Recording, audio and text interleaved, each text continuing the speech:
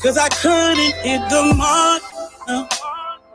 I've been trying so hard, but the flesh tries to keep me apart from where I should be. I tried to protect my eyes from all this wickedness, vexing up the spirit, sometimes they bother me. Besides the still waters you leading me. Though I walk through the valley of the shadow of death, I won't fear no evil, no. I will fear no evil, for you are with me. I run and I stand, for thou art with me. That rod and I stand, they comfort me. Yeah. I will fear no evil. I won't fear no evil. No, I won't. You prepared a table for me in the presence of my enemies. You anointed my head with all of your goodness. My cup runneth over. And your favor and your mercy, they will follow me in the days of my natural life. And I will dwell in your house of prayer forever. The shadow of death, I won't fear no evil. I don't fear no nothing, as long as you are with me. For thou art with me, thy rod and thy staff, they comfort me. You correct me with the rod, and you guide me with the staff. I will fear no evil, as long as you walk with me. A redeemer, Yahushua is my helper, and I shall not want. He making me to lie down in green pasture. He leading me beside the still waters. I will dwell in the house of prayer. In the valley of the shadow of death, I will fear no evil. I don't fear no evil. As long as you walk with me, no weapon formed against me, it will never prosper. They comfort me, guide me. I will fear no evil.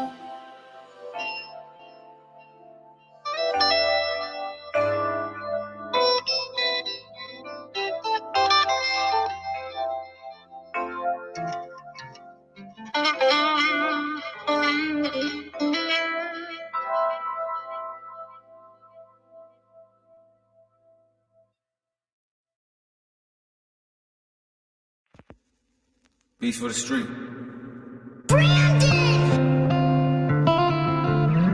Yeah. Oh.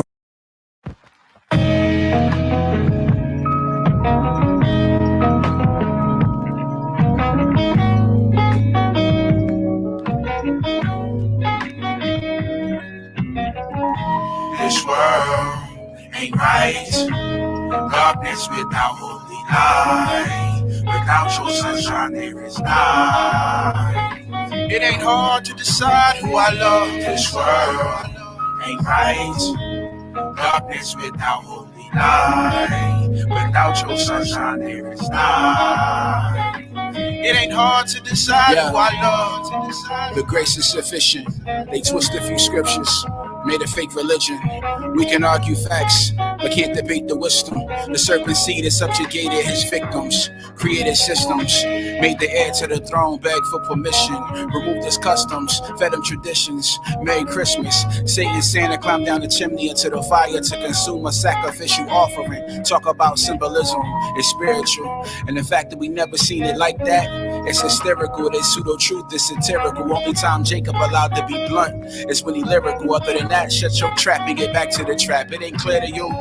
Messiah said that they gon' hate you like they hated me. Paint Jesus on a false image that may be MOB. Mark of the beast, I'm using acronyms to say the least. You know why we fiends, we wanted out, they call cocaine the key. And we believed, we so deceived. Disciplined by the Father, humbly brought to our knees. By a nation swift as the eagle floating through the breeze. Swooping on us, angels rooting for us like major leagues. Abba, your love is like no other. With skill you revealed how and why my people suffer. You crushed the sun for us and all the others. Would you please let your spirit fall upon us? Cause this world ain't right. Darkness without holy light. Without your sunshine there is night. it ain't hard to decide who I love. This world ain't right. Darkness without holy light. Without your sunshine there is night. It ain't hard to decide who I love. Being Kodesh is being blessed. In him I have my being, ain't no being like the rest. Forever on a quest to abandon this flesh. Reading Torah publicly caused civil unrest. Relinquishing the scriptures, cause they would rather manifest. In these universe cities, perversion is not oppressed. Love universal law, but hate the Father's request. The sin gets forgiven when men repent and confess. You are the lost sheep. I'm quoting Malcolm X, covered in soft fleece, fresh armory sweats, descendants of the remnant that the Portuguese possessed. The Queen's pendant had an image of the system on our neck. Most High showed us that we can't do this without him. Liberation come from yielding, not just Sunday morning shouting. Placing emphasis on a building when that building is a mountain, and that mountain can be moved by the faithful temple in you. Shine your light. This world ain't right. Darkness without holy light. Without your sunshine there is night. It ain't hard to decide who I love. This world ain't right. Darkness it ain't hard to decide who I love. Without your sunshine there is night. It ain't hard to decide who I love. I choose you, yeah. Between you and this world, I choose you, yeah. Between you and this world, I choose you, yeah. Between you and this world, I choose you, yeah. Between you and this world, I choose you, yeah. Between you and this world, I choose you, yeah. Between you and this world, I choose you, yeah. Between you and this world, I choose you, yeah.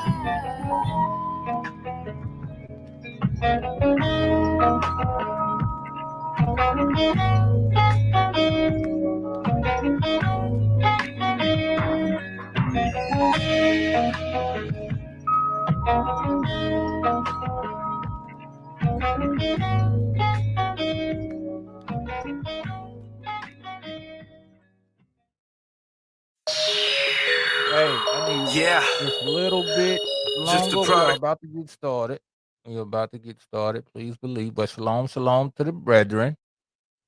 We about to get in here right after this song. Want to go home? Direct bar. Get it. At this point, all we can do is look toward that holy hill. Time is gonna be. I know I'm waiting for you. Yeah. In times. We wanna go home. Woke up this morning with a song on my heart. You get all praises. Please, Abba, come through. We need they you. like, Rock, what's the mission? What you do it for? What's the objective? Aki, what's the plan? There's one answer for the questions they ask. Fear the Most High and do His commands. We just wanna go home. Take us back. Cause Abba, it ain't no love where we at. Not complaining, we did this to ourselves. But we'll never make it back without your help. We wanna go home. Jerusalem, I wanna see that holy city. Mount Moriah, when you return, hope you don't forget me. It's desolate, the wall is broken, the roads is empty. Foxes running up the hills, the temple used to be here. A tourist attraction in the land. The tour guide said these people made their father mad, so we scattered them and overthrew the kingdom they once had. They rejected his commands, now they down bad. Pronouns, bywords, outcasts, Sabbaths and jubilees, we fell short of our task. Tears in my eyes, Abba, give us one more chance. Nevertheless, your will be done. I can't supersede your plan. Daniel 9:24, the prophets knew in advance. Recompense, he put it on the shoulders of one man.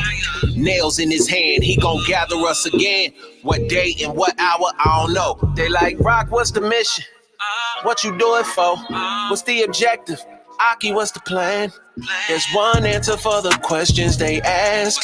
Fear the Most High and do His commands. We just wanna go home.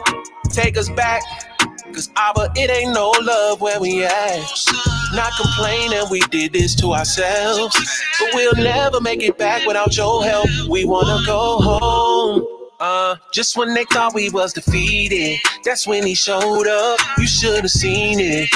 And without you, I know that I wouldn't make it. You get all praise, you deserve it all. He said, let there be light, and he lit up the darkness.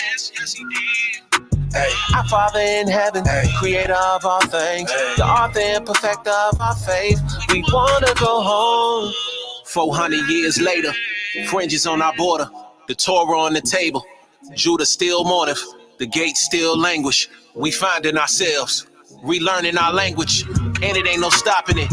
Dry bones rise again, do the commands. If they say opposite, that ain't who the Father sent. Hearing well done is an accomplishment. Take this crown, welcome home. I was with you all along. That's the mission, that's the objective, that's the plan. Just a lost sheep trying to get back to my lane. Green pastures, that's what I'm after. I wanna go home.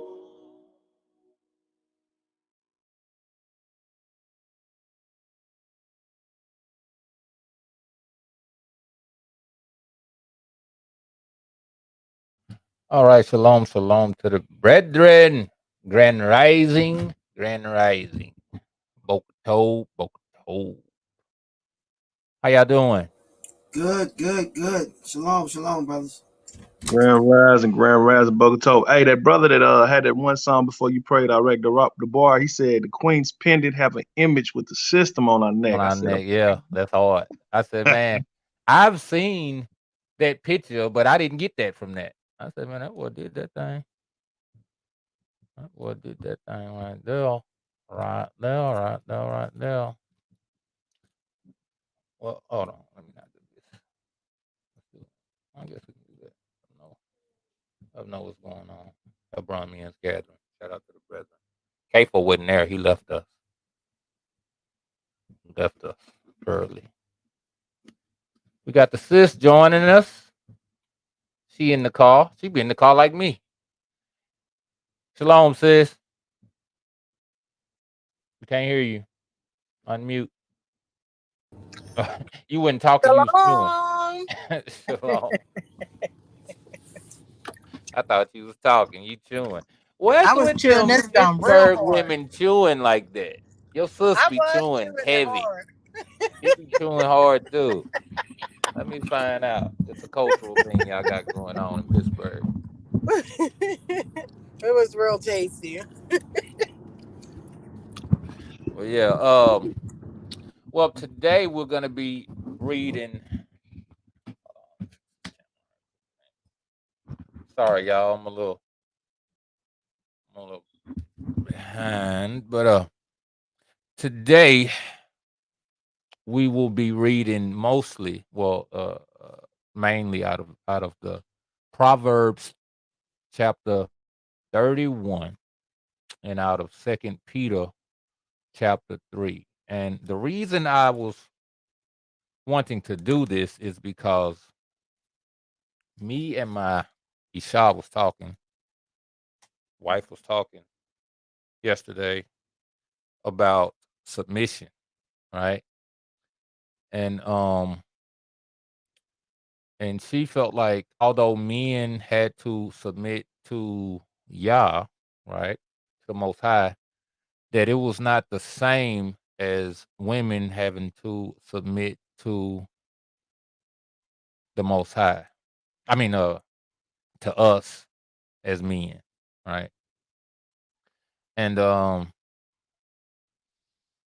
you know, I feel as if the role of a man is that he gets the esteem when everything goes right, and he gonna get the blame when everything goes wrong. And that's something that the woman don't have to deal with, at least spiritually. Now, her man might blame her when stuff goes wrong, but y'all, he gonna want to know what the man did. You know, why didn't you teach? Why didn't you stop this? Why didn't you? You know what I'm saying? And that's kind of where I kind of took it at, and it's like, uh, as men, we do have a great responsibility, and we'll see how in Proverbs 31 how when he's talking about this woman, it can be applied to a nation. Now, in Proverbs and in Peter, hold on one second. Let me add Hey, this. before you go forward, if I may, man, let me share this as well, because I didn't talk to you about anything that you're bringing up and sharing, other That's than right. what you said you was gonna bring up today. I didn't say anything. I was like, okay, I'm with it. What time? Boom, boom. Me and Michael, we had a conversation about this even yesterday. So this is a confirmation of the root, and that's why I'm bringing it out so it can be known that I didn't say anything about none of this, man. This is it just so happened that y'all see fit to bring this forth as you bringing it and saying, what you're saying in regards to responsibility being on the man. Oh And the yeah, most time you check that woman when she get out the pocket, he gonna check the man, make sure, because he gave you the responsibility. So that's why I wanted to share, man. It's a confirmation from the root, man. And all esteem to Abba Yahoo sees and knows, man. In the name of Yahusha, so I digress. absolutely. Now Paul spoke about those who leading over you for your soul salvation. This is the righteous man now. We're not talking about the wicked. We know they trying to get money. They trying to get in your skirts. They trying to do all this other stuff, right? But the righteous man leads over you for your soul salvation and also for his own. Because if he rules over you unjustly, his soul is on the line. And that is where a man's role come in at. Now, granted, as we read these scriptures, women can say, "Oh yeah, I do need to work on that, and I can work on this, and I got that, or I got this." That's cool, but we'll see. Really, is really talking about the nation, and when it's talking about the nation, it's talking about the men, because the men run the nation. So if the homeless aren't getting fed, it ain't the women ain't feeding the homeless. It's the men ain't feeding the homeless. You know what I'm saying? When the childless ain't being fathered, it ain't. I mean, not the childless. When the fatherless aren't being fathered, he's not asking why is the women not fathering the fatherless. He want to know why the men ain't fathering the fatherless. So um now as Proverbs and Peter will speak about a the good characteristics, right? I would like to start off in Jeremiah chapter 3, where he talks about the bad characteristics, to further tell you when we get into Proverbs, he is also talking about a nation, right? Because you'll say it ain't talking about no nation, it's talking about a women. Well, in Jeremiah 3, he is going to talk about a wife, two wives, and conflate that to them as a nation. So let's get on into it. Hey, and before you go forth, as a disclaimer, these things are spiritual parables and similitudes, right? That's what Yeah. it's about. Even though Proverbs 31 is talking about a woman, however, it could be compared also to a nation as well. Proverbs came before Jeremiah. Uh, no, I stand corrected. Jeremiah, Yirmiyahu, yeah. Proverbs came before Jeremiah. Um, but the thing about it is like what you're saying. I'm in full agreement with you, Aki, that it can be compared to a nation because the Most High does that. Just like how He created man in His image and His likeness, and man is supposed to be a full representation of the esteem of the Father, which is the Mashiach on the earth, and it's supposed to be a play out like that. So it's like Abba puts it in and in forms where we can fully comprehend and grasp a whole by giving us a visual by the things that he brought forth in the natural. You get what I'm saying? So Well, all I'm this, so glad you brought that up. I am so glad you brought up because another part of my point, Paul said the women are to serve their husbands like unto the Hamashiach, right? But also, men are to rule as like Hamashiach and like the Abba, right? All the characteristics he talked about. He talks about how he's worthy of praise, like why he deserves it. Because I brought you out of Egypt with a strong hand, because I did this, because I did that. This is why I deserve your praise. And this is why I rule over you, because I bought you. Like, you know what I'm saying? And as men, we need to have a rap sheet. You know what I'm talking about? It's like our Abba. We need to be able to say, we did this, we did that. And if you can't say that, then you, as they say, you out of pocket, you out of line, you out of order, you out of your office. Because if she have to serve us like Hamashiach, you know, then we have to be like Hamashiach. Otherwise, we don't deserve our worship. Because if Hamashiach wasn't a Hamashiach, he wouldn't deserve it. If the Abba didn't do everything he does, he wouldn't deserve it. So the point is that he deserve it because he do it. And we as men of our nation need to have the same mind. Maybe we don't get it because we don't do it. Or if we desire it, then maybe we need to do certain things, right? So yeah. Throw that out for that. Aki, pray us in, don't mind. Okay. Before I start, can y'all hear me? I got my phone plugged in on the charger. Sometimes when the phone is plugged in, it be choppy. But can y'all hear me clearly? Yeah. Yeah, I can hear you. Okay. Hallelujah. Wow. Let us clear our hearts, y'all, as we go before the throne of our Father, Yahuwah, the only true living Alua, in the name of his beloved Son, Yahusha, whom he sent as kinsman redeemer unto us to redeem us back to the Father. Abba Yahweh, we thank you, Abba. Baruch atah Abba Yahweh, Lahenu Malakah Olam. Baruch haba Basham Yahweh. Blessed is he who come in the name of the Father, Yahweh. We thank you, Abba. We ask you, first of all, Abba, as we thank you rising early today, we ask you that you'll forgive us of any wrongdoings.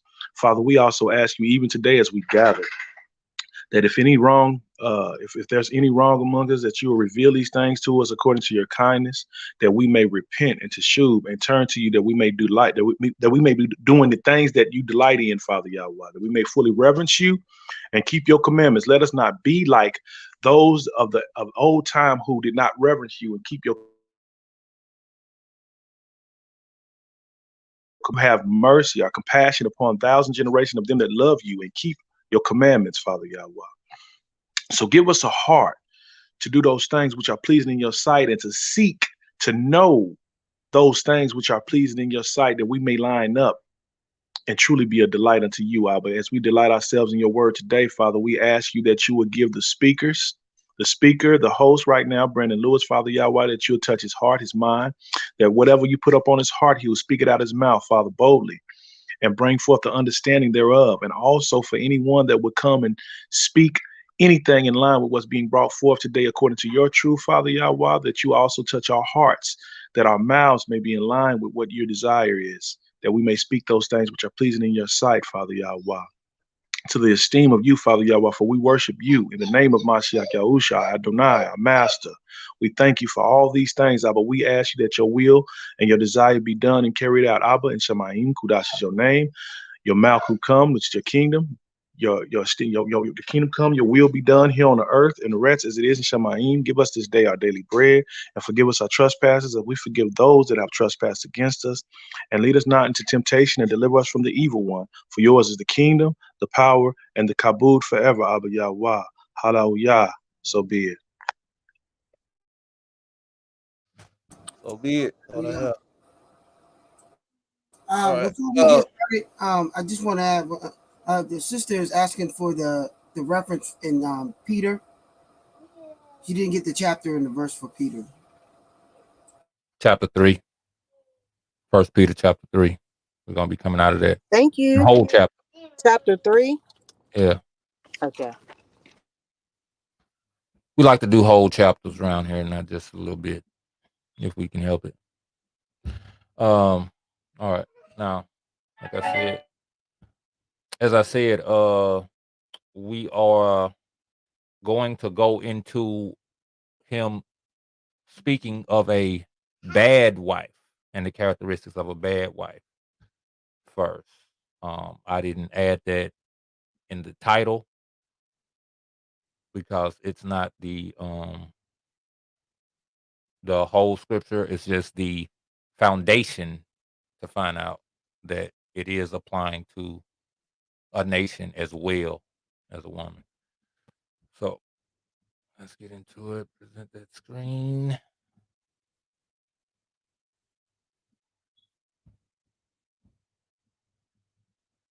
Hold on.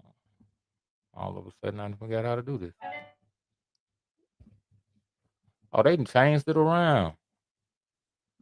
StreamYard be doing little stuff. All right. Here we go. This is the book of Jeremiah or Yeremiyahu, chapter 3. If a man divorces his wife and she goes from him and becomes another man's wife, will he return to her? Would not such a land be greatly polluted? You have played the whore with many lovers, and you return to me, says the master. Look up to the bare heights and see. Where have you not been lain with? By the waysides you have sat waiting for lovers. Like a nomad in the wilderness, you have polluted the land with your whoring and wickedness. Just for context, when he's speaking of whoring, he's speaking of serving other deities or serving idols connected to deities, right? And just to drive home how serious it is, when you participate in things dealing with other deities, the Most High considers it to be whoredom. So that's why we don't celebrate Christmas. That's why we don't celebrate Thanksgiving. That's why we don't do a lot of things, because a lot of these things are connected to other deities. Even certain words we speak are even names of certain deities, right? Once you learn, you know, you should do better. Once you know better, you should do better, right? Therefore, the showers have been withheld, the spring rain has not come, yet you have the forehead of a whore. You refuse to be ashamed. Have you not just now called to me, my father? You are the friend of my youth. This right here is a powerful, right? Because in the midst of these people doing all these abominations, they take time to call on him. They still keep Shabbat.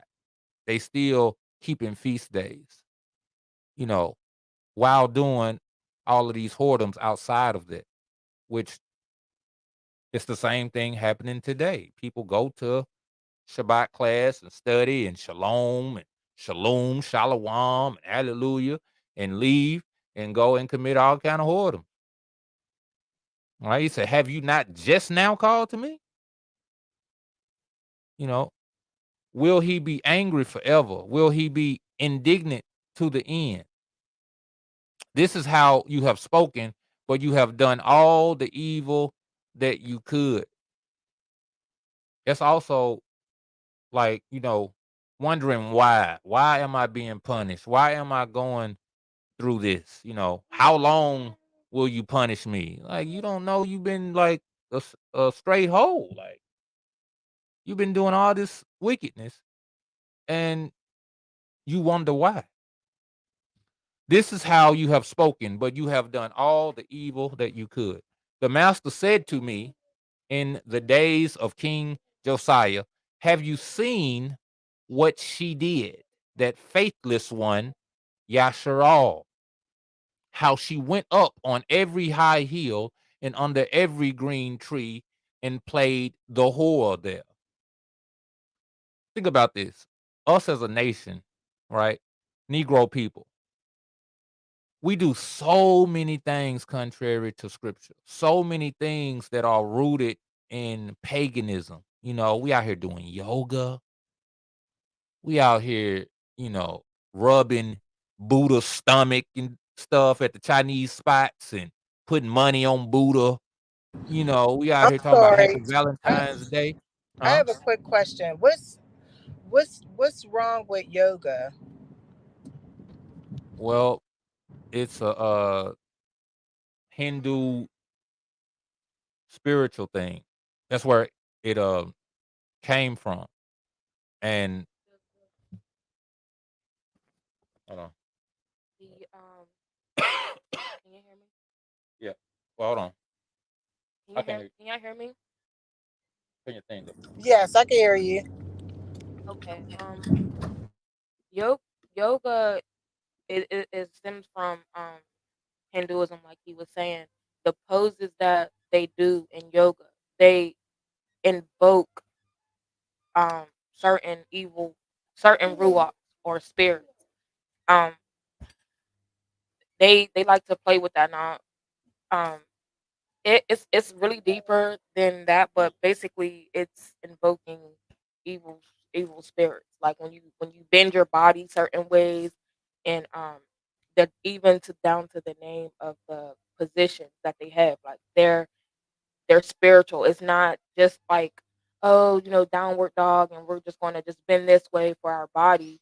It They make it seem like that to appeal to the people. But if people really knew what yoga really does, and playing with chakras and all of that, like it's really not nothing to just be taken lightly like that. I'd like to say. So is that like the same as like how people have crystals and stuff like that and saging? Well, it's the It's the mindset. mindset. It is, Aki. It is because everybody is trying to Salaki Aki. Everybody is trying. See, they go into other extremes other than the way of Yah that Yah has set for us to receive enlightenment and everything that we need. They're doing other things, and these other things was introduced by other deities. Get what I'm saying? So that's why it's a problem. It's like, okay, um, you have a family structure, and y'all family do a thing a certain way, and then one of the children of that family go and meet another family that do something totally different, right? And then they go there and they get influenced by that family's way of doing things, and then they come, and it's a wrong way of doing things because the way our family do it is a certain way. But then that child go and learn from that other family, and then try to bring that their way to our family structure that's already been structured, and try to share that information with the family, and it's not what our Father desires for us to do, because He gave us rules and regulations of what we are to follow, and by doing that, we are not to adhere to anything outside of the instructions or teachings of our Father. It's like a parent with a child telling your parent, okay, a parent telling the child, when you outside, at a certain time, don't go out the yard and come in before the light go. But then you got other children out there playing, and they's like, oh, we out here to play. We can do this. We can stay out here. But your parent told you what you are to do and what you're not to do, and then you over here saying what? But they do it. You see what I'm saying? But that ain't your parent. They not under the same rules and under the same guidelines that you are. You get what I'm saying? Yeah. Sis? Yeah. Yes. Yes. Okay, so that's what that is about. What my sister was saying about that yoga thing, the different poses, we think it's just, some people think it's just a stretching to help your body and stuff like that, not realizing that it's poses of different deities, even dances and certain things and stuff like that. It gives esteem, or gives honor and reverence, or praise or honor to another deity outside of Yah. It's like a woman being with a man, and she always saying something about this other man to her husband, or he do it like this, or he like this, or that ain't how he do it, or stuff like that. It brings it's not right. It's just not right. It's just not right. That's all I got to say. I digress, y'all. That's right. Yeah, it's also like using those tarot cards too. You know that all that stuff it invokes evil ruach, man. You just want to stay away from that. Thank you. Yeah, and what's crazy is that our people would devote themselves to learning this kind of stuff. They'll go and get a book on Buddha, they'll get a book on yoga, and they'll study and be diligent with it. But when it comes to these scriptures, they like, man, I ain't got time for that, or I can't understand it, and all this whole other stuff, right? But they devote themselves to understanding other things, and this is why there is a punishment awaiting, because it's not like the Most High is not reaching out. He said, I stretch forth my hands all the day long, and it's like, if we don't receive him, right? Because he's not chasing after us, he is open to us coming to him. That's the whole thing. He's not chasing. Any man worth his salt won't chase after a woman, right? She should recognize what kind of a man he is and give herself to him, because um it's a script that says men will be um hard to find. Some people say, that's a zombie apocalypse, and so many people, you know, then passed away in the earth. I feel like it means a real man, a real biblical scriptural man is gonna be hard to find. As we see, it's hard to find today. You got pretenders, fakers, and then you got the funny boys, then you got the undercover brothers, and you got a whole bunch of stuff that makes a real biblical man truly hard to find. So whenever you are that man, you shouldn't have to be chasing nobody. They ought to be chasing you. And if they don't, then they gonna get what they will chase. And that's what the Most High said. Most High said, listen, you want your deities, go get them. You can have them. But don't come crying to me in your day of tribulation. He said, I'm gonna laugh at you. I'm gonna laugh at you because that's what you wanted. And that's what you're gonna get. So let's continue on. I wanted to say something else, real quick, while we were speaking on tarot cards and everything like that. Also, I just was reading up about waist beads and stuff like that, because I see a lot of our women now, even in the walk, getting into like waist beads and things like that. And certain beads, they have different properties or different spirits attached to them. And so when you go putting these on your body, thinking you're setting some kind of trend or joining a trend or whatever, you're really inviting things into your presence, into your in your on your body, in your house, because wherever you go, like, you follow these things, whatever is attached to these beads or crystals, whatever y'all playing with or they're playing with, these things will follow you. And so you guys have to really be careful about the things that you guys like participate in, um bring into your home and all of those things. And just study or get information about the new things that are being introduced, as far as like, if someone's like, hey, you know I like, let me do your fortune telling or whatever, just stuff like that. Like, just be aware of the things that can be um used to get harmful to you. That's right. All right. Verse 7 of Jeremiah chapter 3.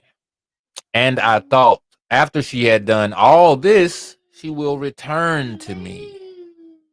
But she did not return. And her false sister Yehuda saw it, and saw that for all the adulteries of the faithless one, Yasharal, I had sent her away with a decree of divorce.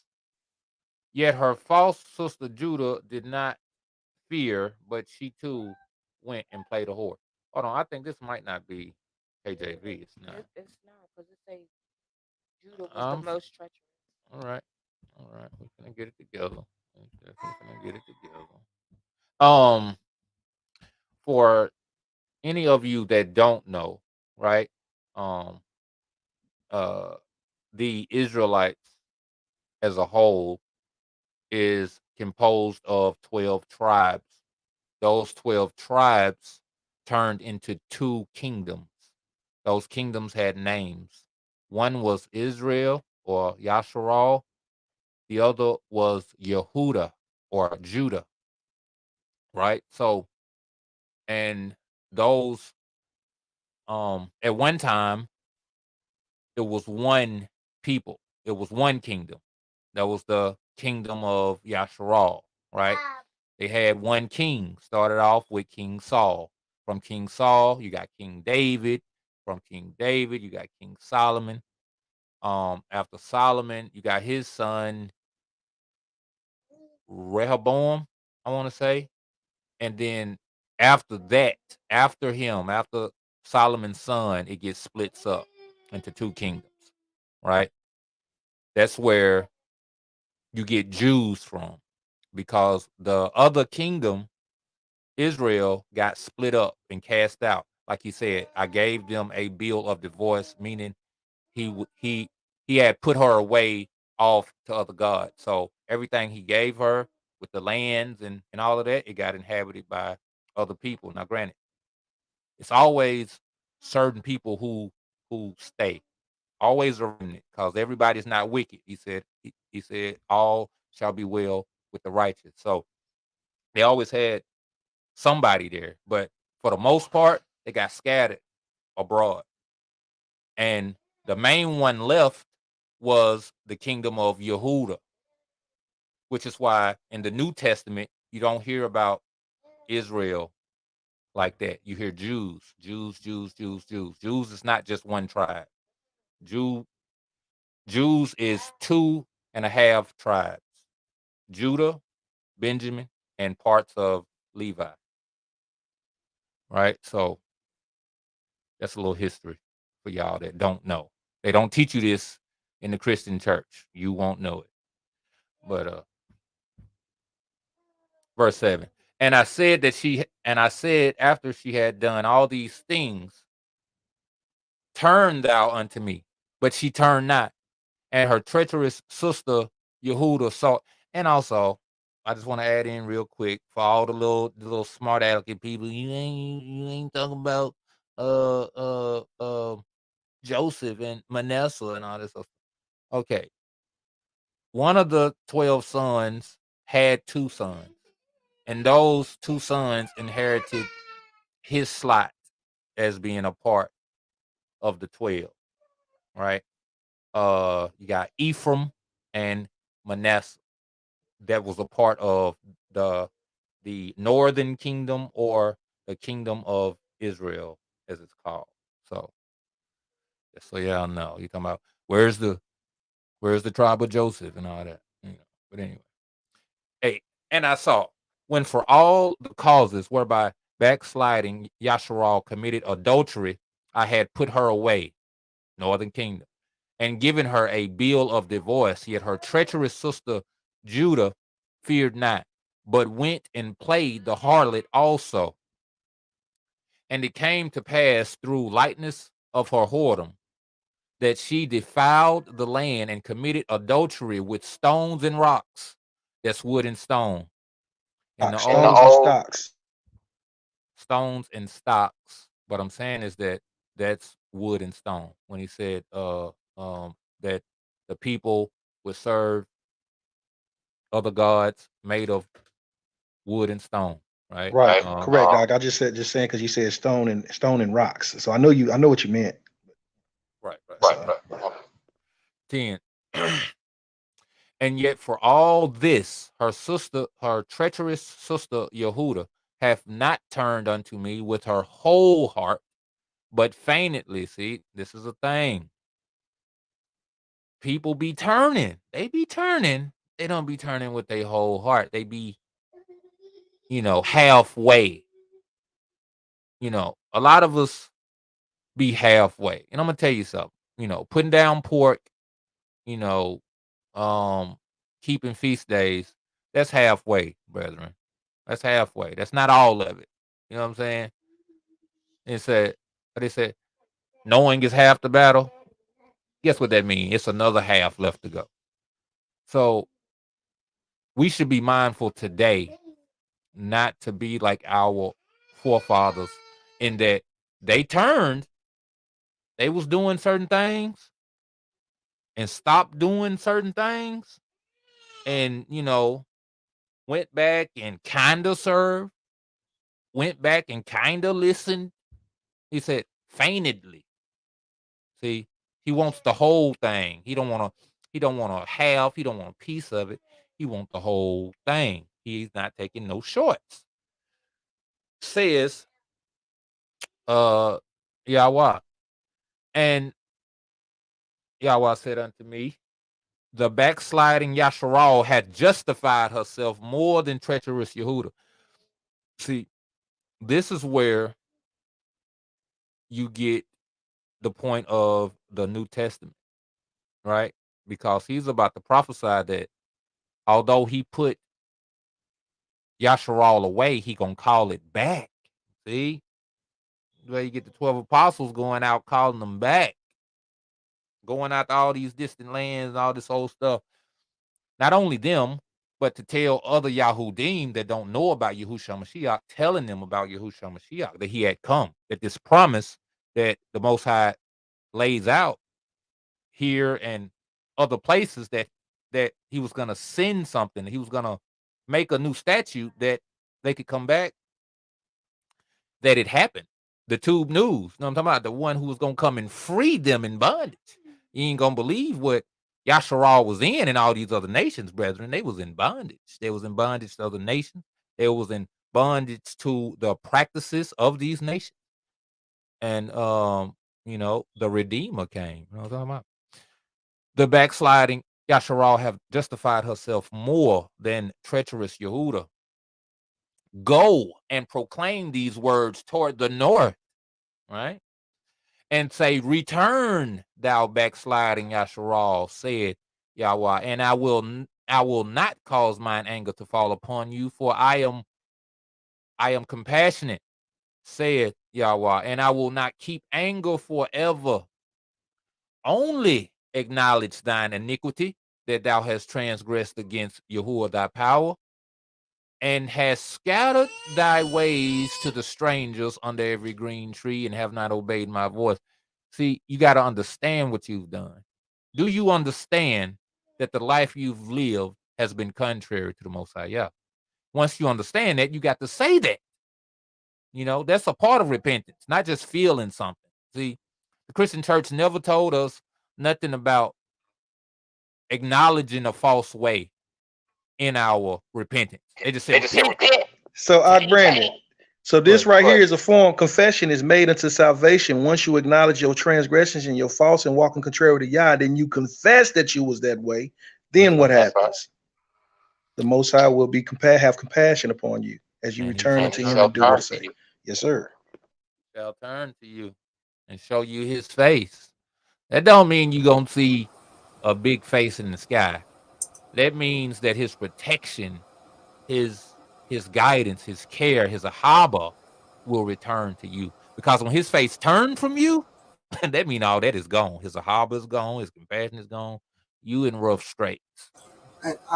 Brandon, I also believe that that's the moment that the veil is off of the heart. That's when that veil is removed from the heart, and you'll be able to see and understand what needs to happen.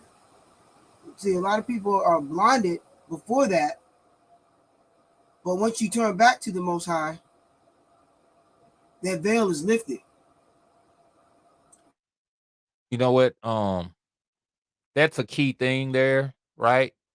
That's that nostalgia, right? That's what a lot of people get in the Sunday church. You know what I'm saying? When the preacher be talking that talk, be talking that good talk too. You be feeling all kinds of guilty. Does anybody want to come to the altar? You all emotional. You know you done wrong. You're thinking about all the bad stuff you do because he done told you about the bad stuff you do, and you come on down there and all that. But see, Hamashiach goes deeper than that. He said, "Be ye transformed," or is that Paul? Who said that? Be ye transformed. It's Paul, but it's by the inspiration of Yahusha, the voice of Yahweh. That's where he got it from, the Ruach. Be ye transformed by the renewing of your mind. So yeah, Paul Right. said it, the vessel to say it, but yeah. Go ahead, Aki. The renewing of your mind. And you ain't gonna believe how you renew it. You know what I'm saying? You gotta hear and do. See, it also means you gotta put yourself in a place to hear. So how else can a man know unless he be taught? Right. And then you have to apply.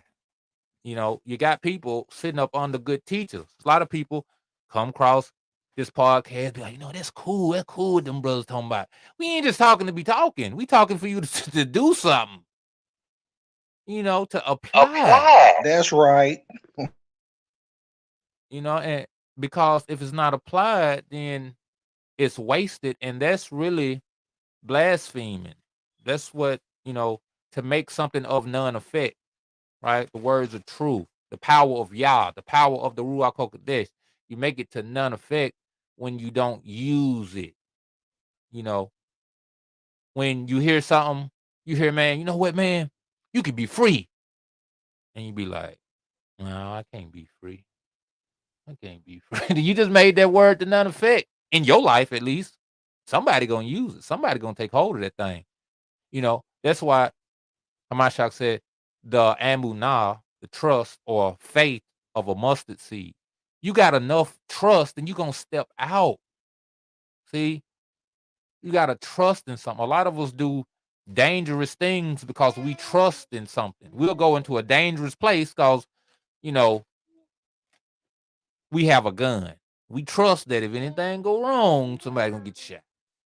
Or we know somebody there who cool. So we trusting in the fact that this person got my back.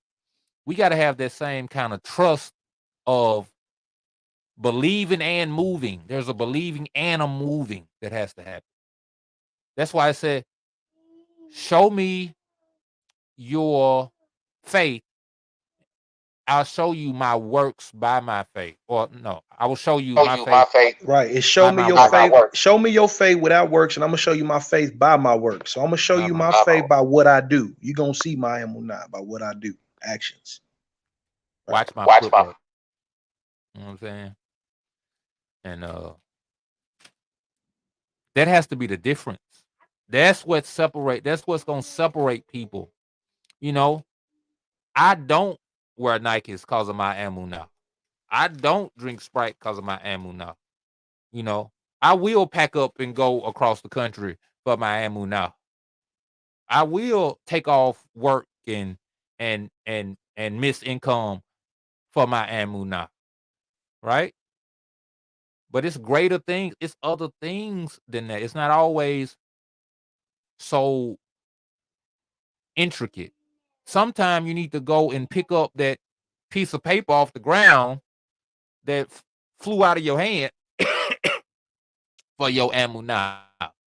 You know, sometimes. Oh, hold on, laptop about to die. Get plugged up here. Oh, my baby. Hallelujah. That's what it is. That's our connect though. Looking out. That's what's up. I want to land back with you, Akb, on that too, man, so people can get the simplicity of what's really being said. And I'm gonna use the ancestors that was in the wilderness as an example. And because it's somewhere it's written where it says that the word of Emunah didn't profit them any. It didn't profit them, just like my Ak Brandon said earlier, because it wasn't mingled with Emunah. They didn't hear it, they didn't trust what they heard to do it, so it didn't profit them any. But it will profit you when you hear the word of Yah and you do it.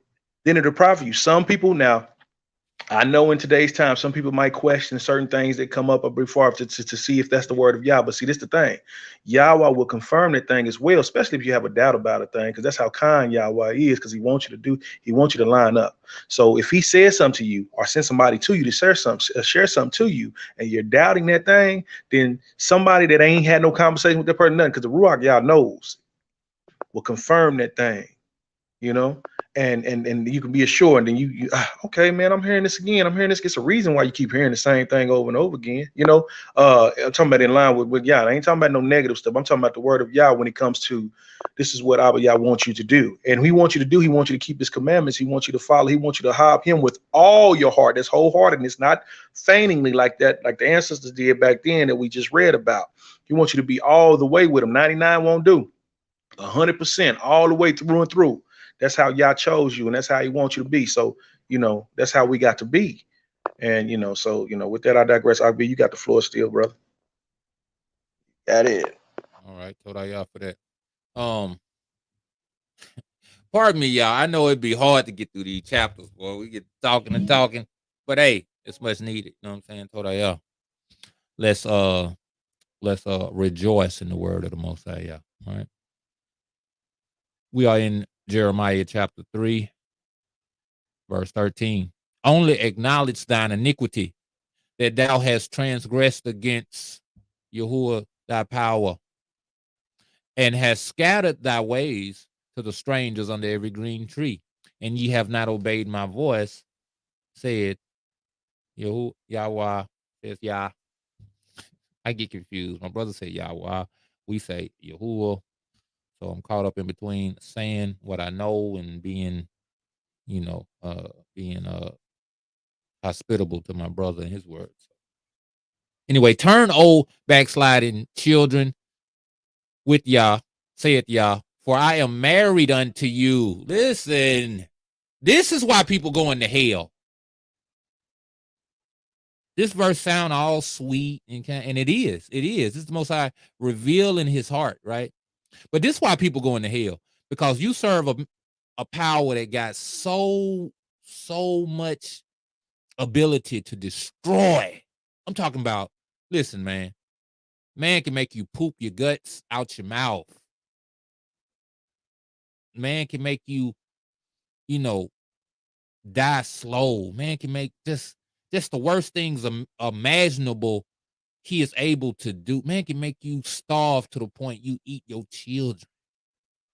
He has this ability, and he has done it, mind you. He definitely has done it before. But he in his kindness is saying, I am married unto you, and I will take you one of a city, two of a family, and will bring you to Zion. I will save you. First of all, this is a sign of a punishment, by the way. You know why it's only one of a city, two of a family? So these people then got put in some places and then got turned over to demons and mindsets and all this, and only one of a city and two of a family turned back. Right? So I will bring you to Zion, and I will give you pastors according to mine heart, which shall feed you and acknowledge you and understand. It's like a husband trying to get his wife back, saying, baby, listen, baby, I wash the dishes, baby. I cut the grass. I do. Listen, I help get the kids up in the morning. You got to do it. You know what I'm saying? Just saying how he'll make things better. So imagine that wife like, no, nigga, I'm over here with Ricky now. Like, that's the equivalent of what we do as a nation when we won't turn from these other deities, when we won't turn from these other mindsets. We saying to that man down on one knee, not in being a sucker. He's not being a sucker. A lot of people will say, no, that's some sucker stuff. No, it's not being in no sucker. It's because if you don't come back to me, I'm going to kill you. That's what I'm saying. Hey, listen, if you don't come back home, I'm going to kill you. But I don't want to kill you. I want you to come back home so I can love on you. So I'm doing everything I can to bring you home, to keep from killing you. You know what I'm talking about? And I will give you pastors according to mine heart, which shall feed you with knowledge and understanding. And it shall come to pass when ye be multiplied and increase in the land in those days, said Yah, they shall say no more the ark of the covenant of Yah, neither shall it come to mind, neither shall they remember it, neither shall they visit it, neither shall that be done anymore.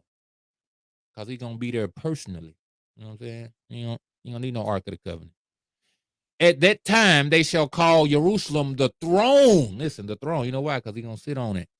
The throne of Yah, and all the nations shall be gathered unto it, to the name of Yah, to Jerusalem. Neither shall they walk anymore after the imagination of their evil heart. In those days, the house of Yehuda shall walk in the house of Yasharal, and they shall come together out of the land of the north to the land that I have given for an inheritance unto your fathers. But I said, how shall I put thee among the children and give thee a pleasant land and tube heritage of the hosts of the nation? This is Yahoo asking questions. How you gonna do that? Hold on. Oh yeah. And I said, no, hold on. That's not Yahoo. But I said, how shall I put thee among the children and give thee pleasant land? And well, I guess they trying to say it's That's like Abba Yah. That's Abba Yah. y'all considering. Yeah, that's Yah considering, thinking about, yeah, because he want to do this, but he said, well, I'm saying, how shall I put thee among the children and give thee a pleasant land, a goodly heritage of the host of nations? And I said, thou shalt call me my father, and shall not turn away from me. Right. It's always Shalak Yak. I just want to expound. It's always been conditional. People say it's unconditional. It's always been conditional. The Most High Yah has always, the reason why it's conditional, because he made man a free moral agent, meaning you have the ability to choose. I was not going to force make you. You get what I'm saying? He wants you to love him wholeheartedly on your own, not forcefully. That's why he even gave them what they wanted when they said, okay, go, everybody go serve your mighty ones. Go and serve it. But don't like my Brandon said, when you're in the time with y'all, don't look to me. You know what I mean? With serve, but don't blaspheme my name though. You see what I'm saying? Don't blaspheme my name. Go on, serve what you're gonna serve, but don't blaspheme my name. So we need to know these things. And I'm glad that you're bringing this out, because he said, I want to go back up and I think it's like 17. Okay, there we go, right there. More, go to like 13, I believe. Okay, yeah, 15. There it is. It says, I'll tell you what, we started 13. Only acknowledge thine iniquity, right?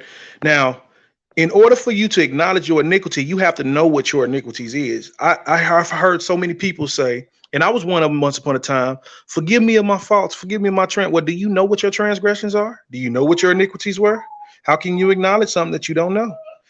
So we need to be mindful, because Abba wants us to be knowledgeable and understand the knowledge of what's going on. He wants us to comprehend what's going on. That's why he said, only acknowledge thine iniquity, that thou hast transgressed against Yahweh, thy mighty one, thy power, and hast scattered thy ways to the strangers under every green tree, and ye have not obeyed my voice, says Yahweh.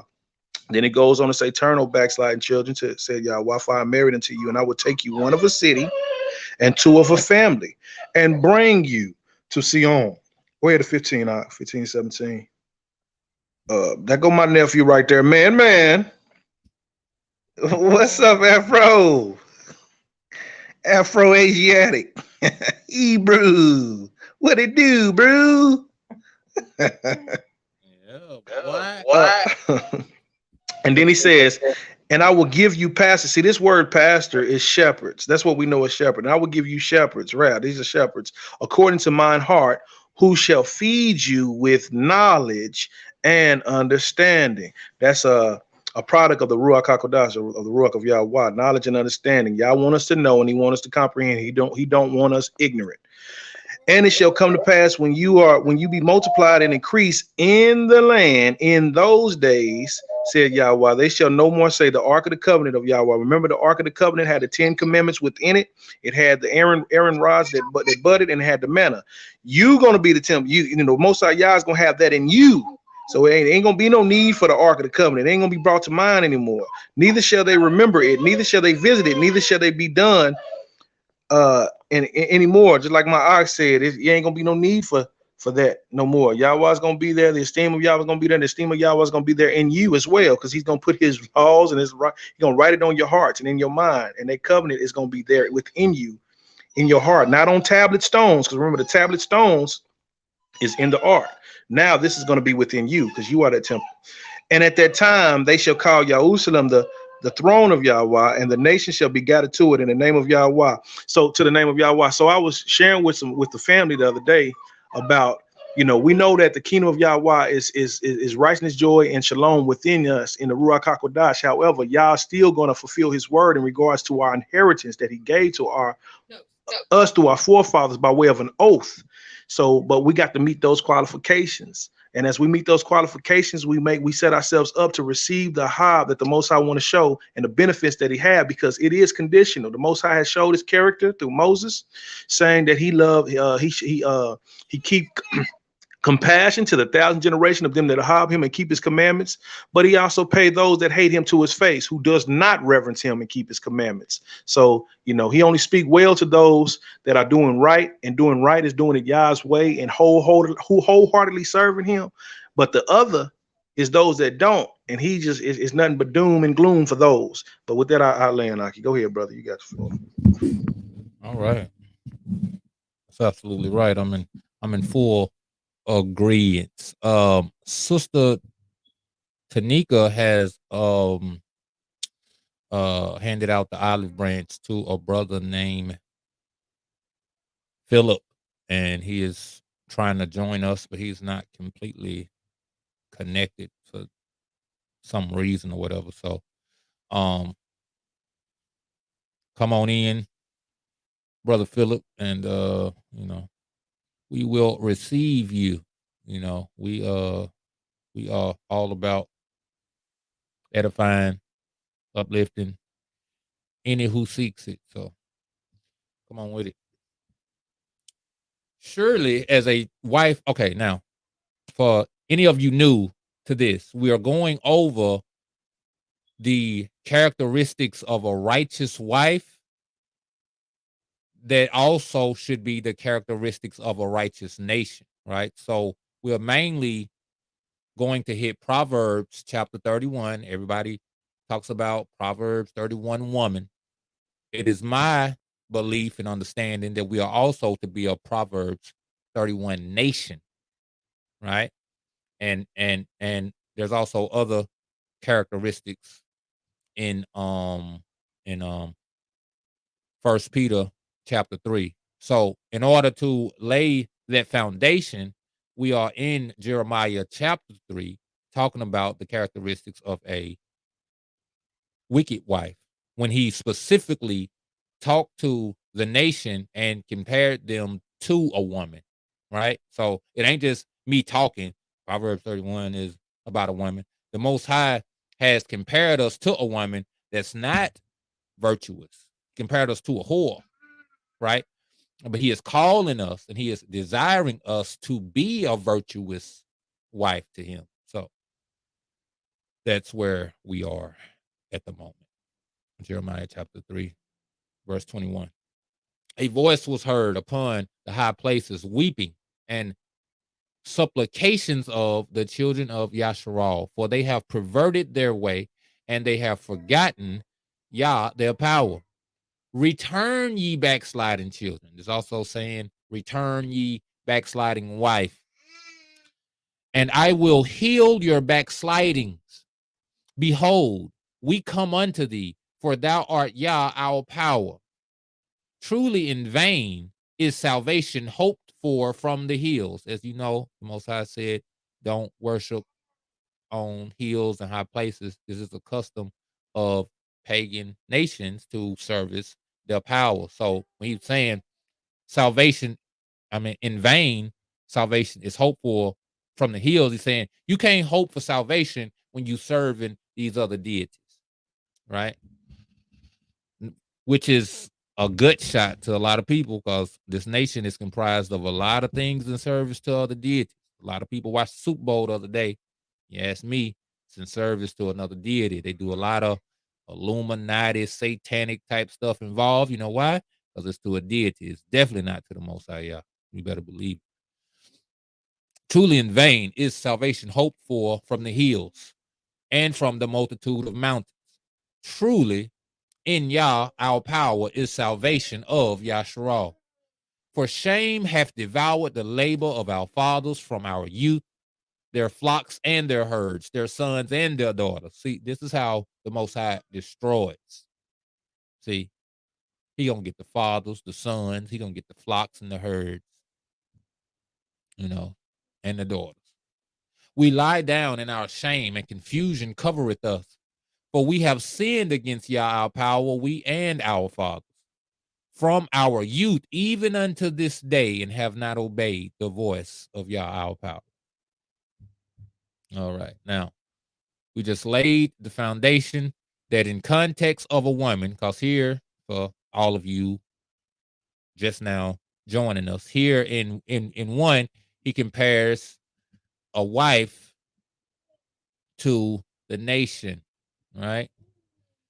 So let's go to Proverbs 31 and talk about the characteristics of a righteous woman.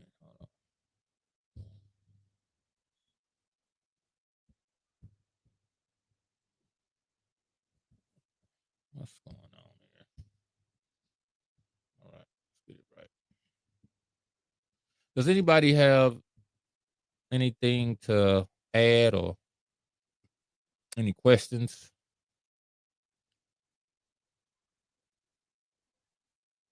Hello? Y'all there? We here. Okay. I just want to make sure I could be heard. Did you get that? What happened to Philip? Did you get Philip in it? Yeah. He's gone. Sis, put his email up in the chat. You hear me? I don't know if you're talking or chewing. I think you're chewing. It's okay. Never mind.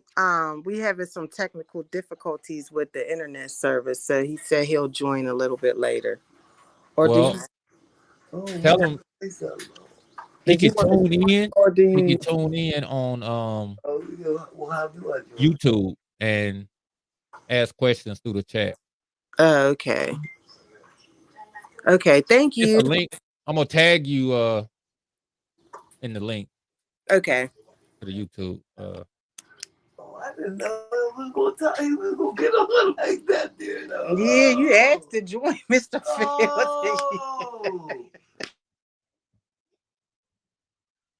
So let's put you right in there, right in the fire. Hey, listen, come on in, man. That water's warm, man. Ain't no need to be cautious. Hold on.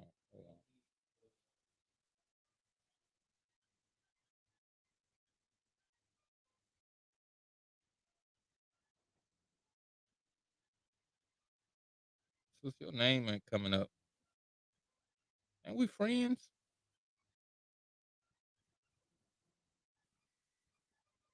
Yeah. All right, so Yahoo, chapter 31. Proverbs. Proverbs. I don't know where I get Yahoo from. Because I'm trying to do, sis, we ain't friends. Anyway, let me copy the link and send it to you that way. The words of King Lemuel, the prophecy that his mother taught him. What, my son? And what? The son of my womb? And what? The son of my vows. Give not thy strength unto women, nor thy ways to that which destroyeth kings. It is not for kings, O Lemuel. It is not for kings to drink wine, nor for princes strong drink, lest they drink and forget the law, and pervert the judgment of any afflicted. It's also for any man in rulership. We call ourselves a nation of kings and priests, Malachim and Kohanim, right? So there's a certain character. There's a certain way. Hey. Is he putting that on the floor? A certain way we ought to be. And we can't be given over to drunkenness, because as men of the nation, we don't want to pervert our judgment. We don't want to judge too harshly in a thing, or judge too loosely, or to miss the judgment altogether due to drunkenness. Right? This is a perversion. Why it said pervert the judgment, right, of any of the afflicted.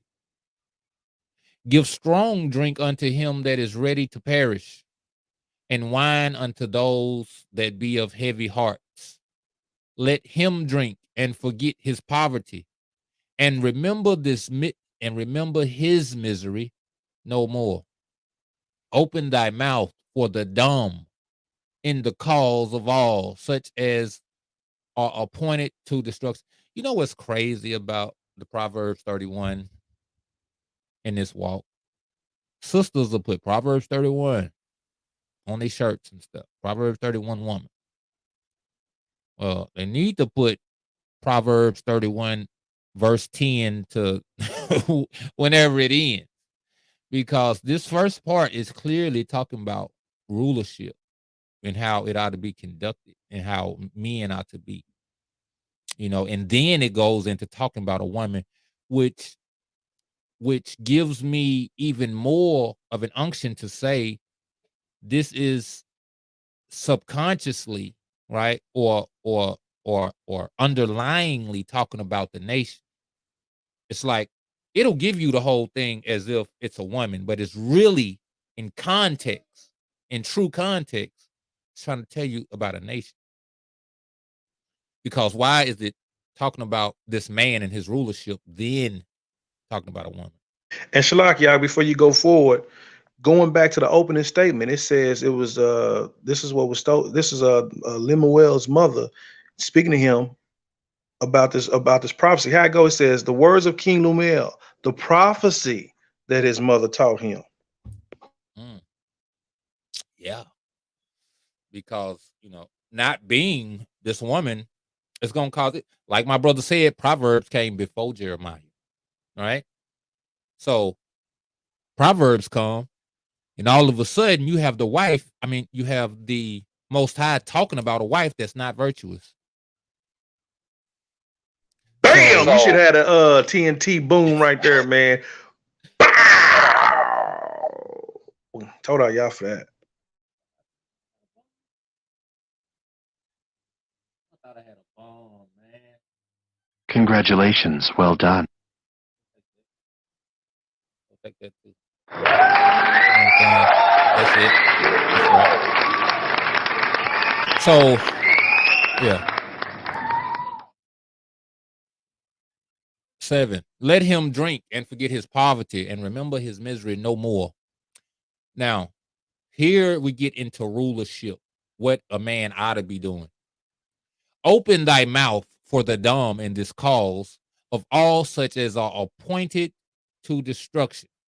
Open thy mouth, judge righteously.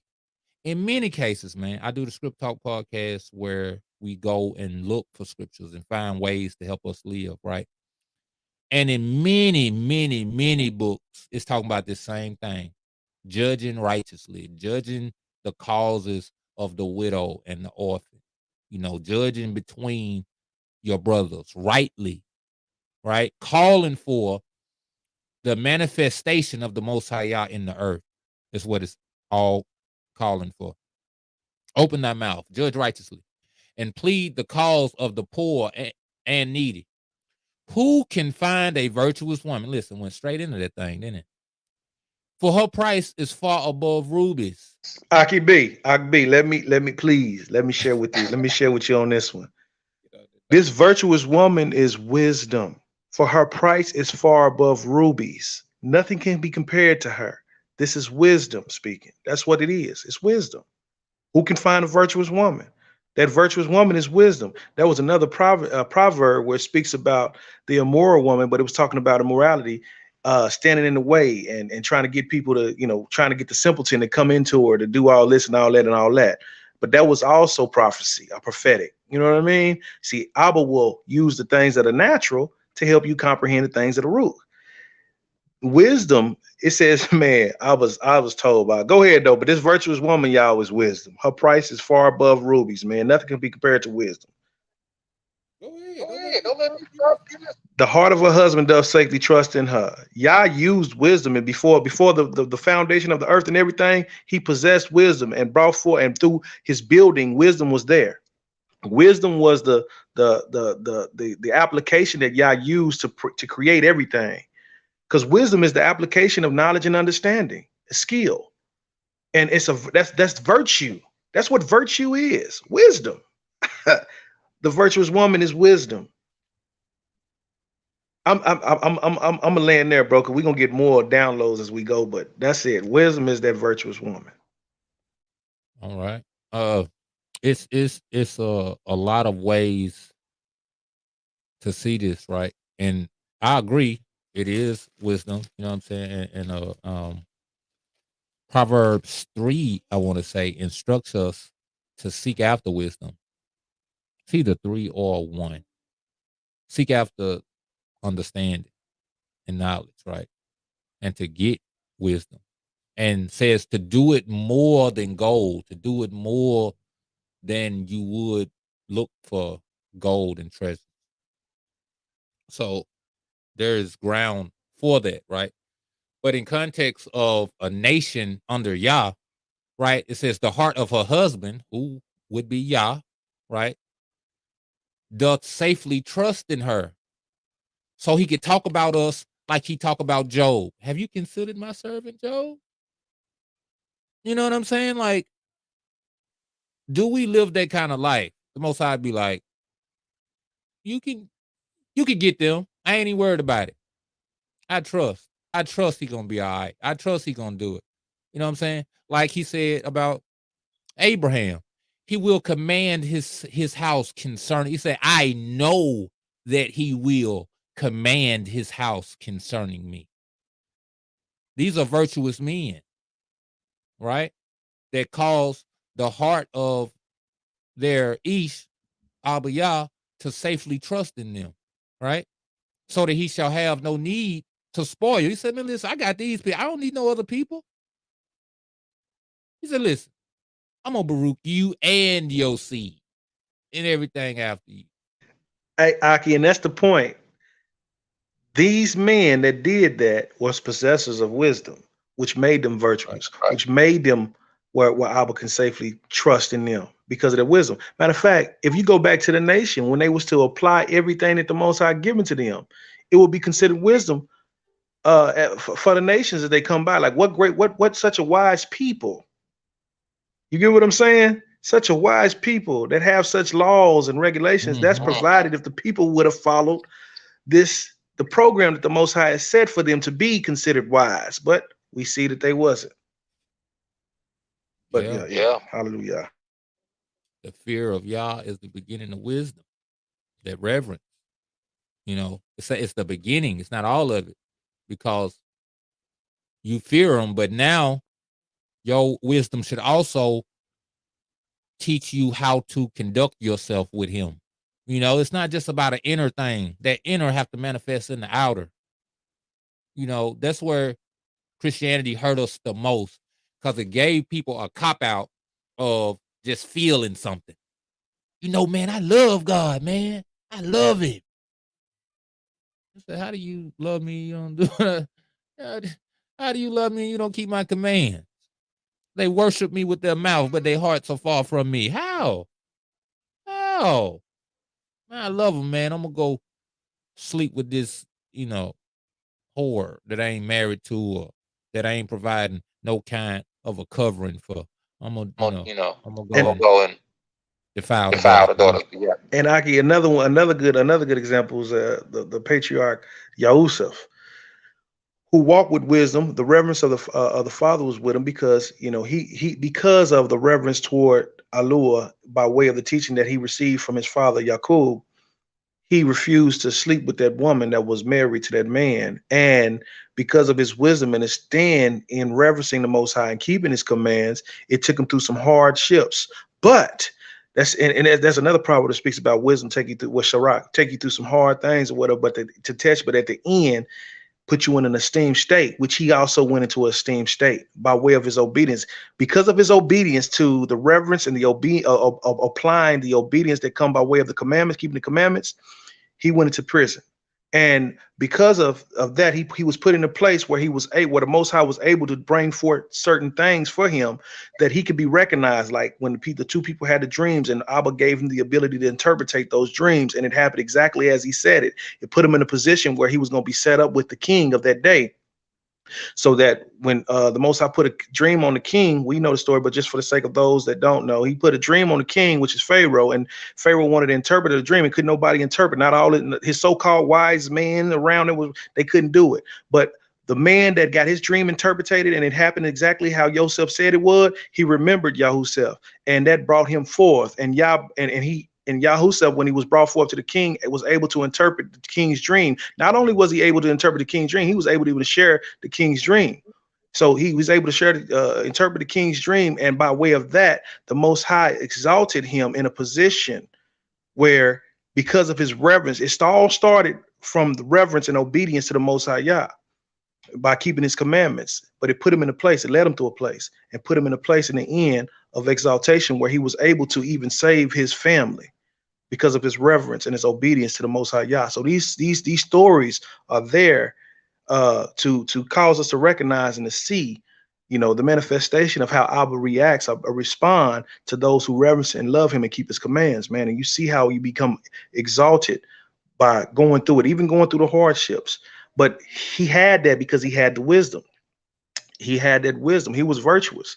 And that's how we are to be as a whole nation. That's how it was supposed to be in the beginning. But when we come back, we're going to be. For those that make it, the remnant that Most High Yah was calling, we're going to be that exalted nation above all nations. Why? Because we're going to truly ahab Yahweh wholeheartedly and not in pretense, and carry out every instruction that the Most High Yah has given us, and it's going to show forth his esteem and praise, and he's going to show forth the honor toward us because we have honored him, and now all the nations is going to know.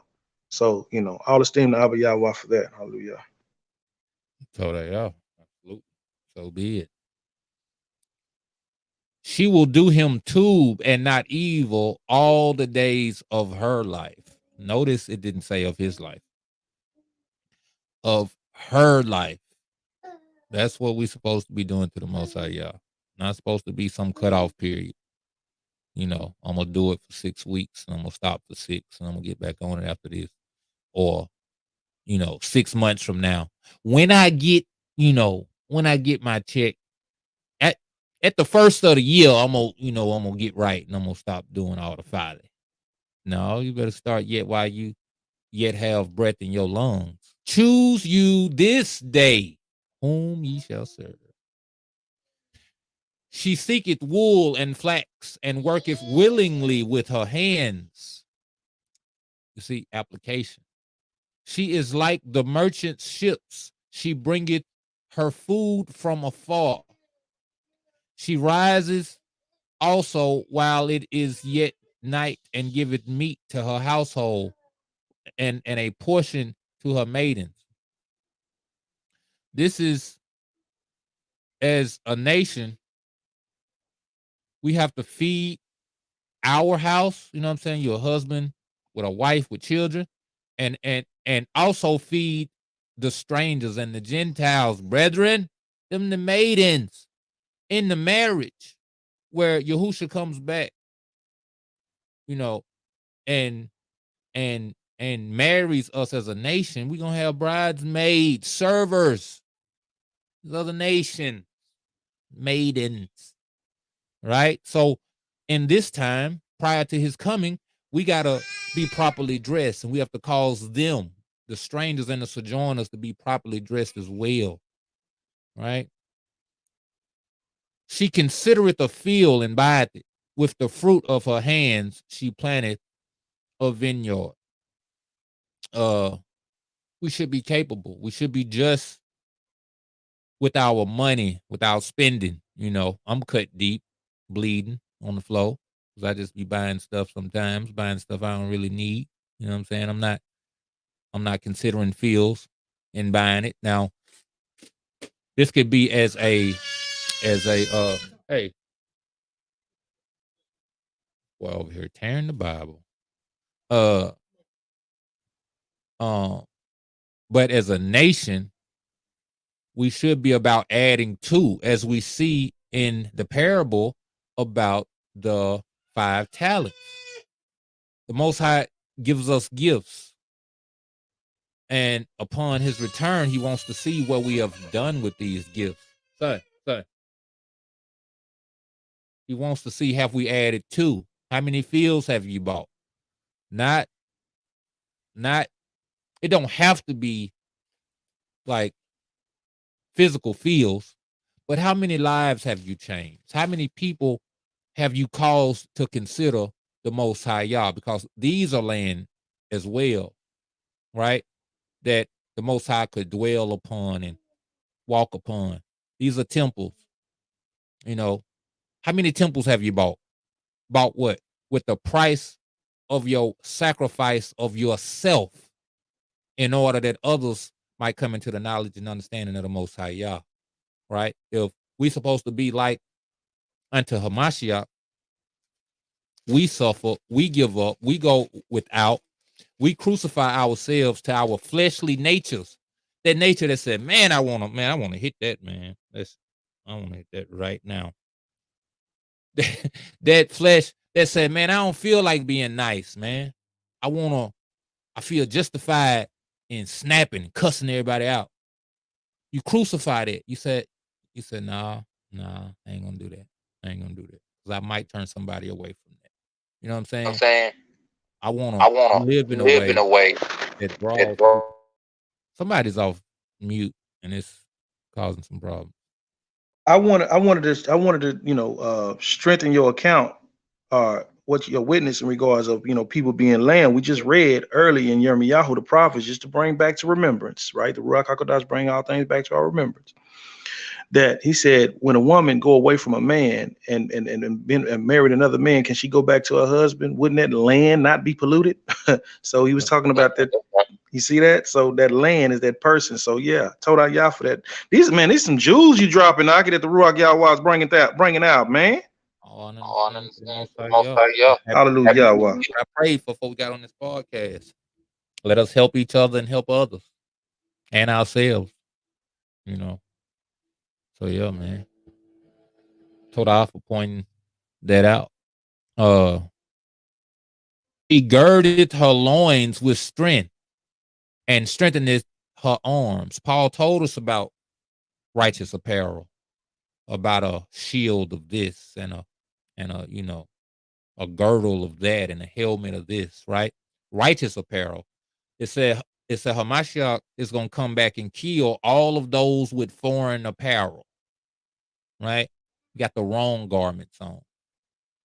You're not girded up with righteousness. You girded up with lust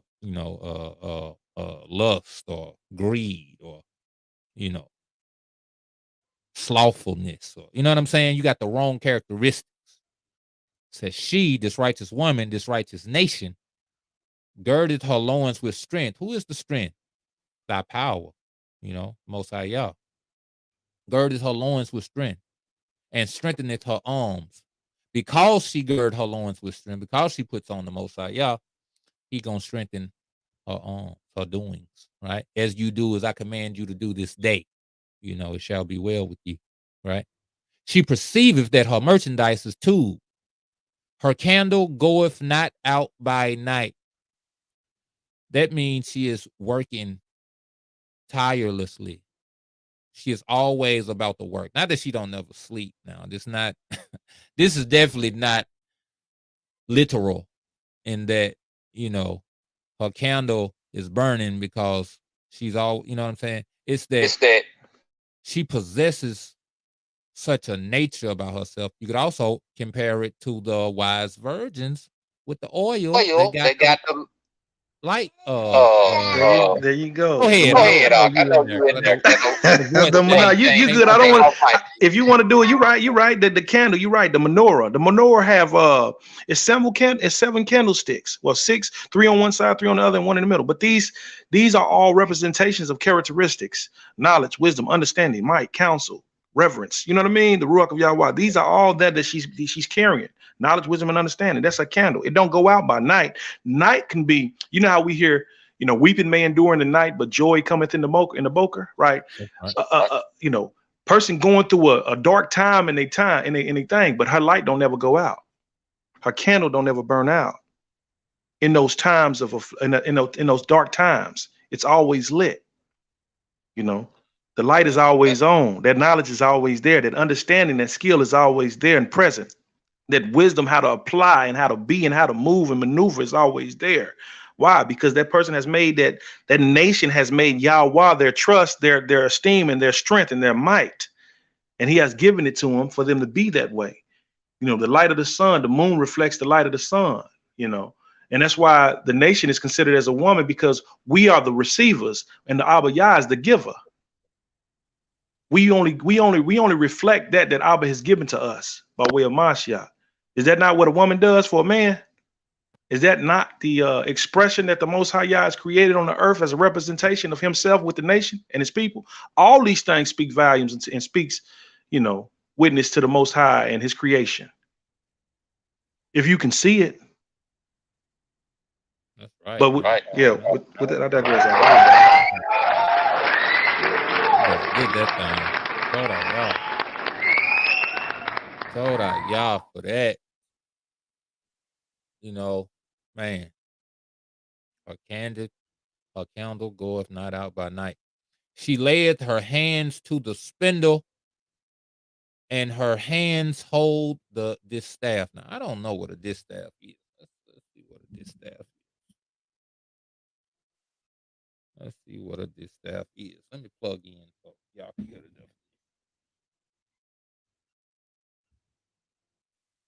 All right.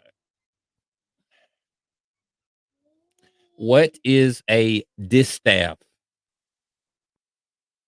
Here's the definition of distaff: a stick or spindle onto which wool or flax is wound for spinning. Of or concerning women. Wow, that's the second definition. Concerning women. Her hands hold the distaff. Okay, that means she put her hands to work and she works expertly, right? Her hands hold the distaff. She don't waver. She don't drop the distaff, right? This is a tool of her work. The tool of her work is the distaff. This is how you do the spindle, right? And and and go about weaving.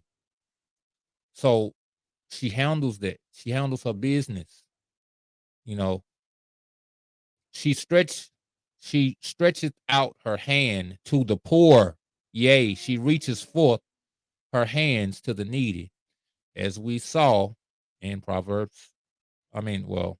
Earlier in Proverbs 31, about this righteous ruler tending to the needs of the poor and the destitute. As a matter of fact, I read that. Did I read that in a NSR? No, it was King James. Okay. But yeah, as a nation, the Most High, time and time again, tells us that these is one of the problems He has with us, that we don't stretch out our hands to the poor and the needy, right?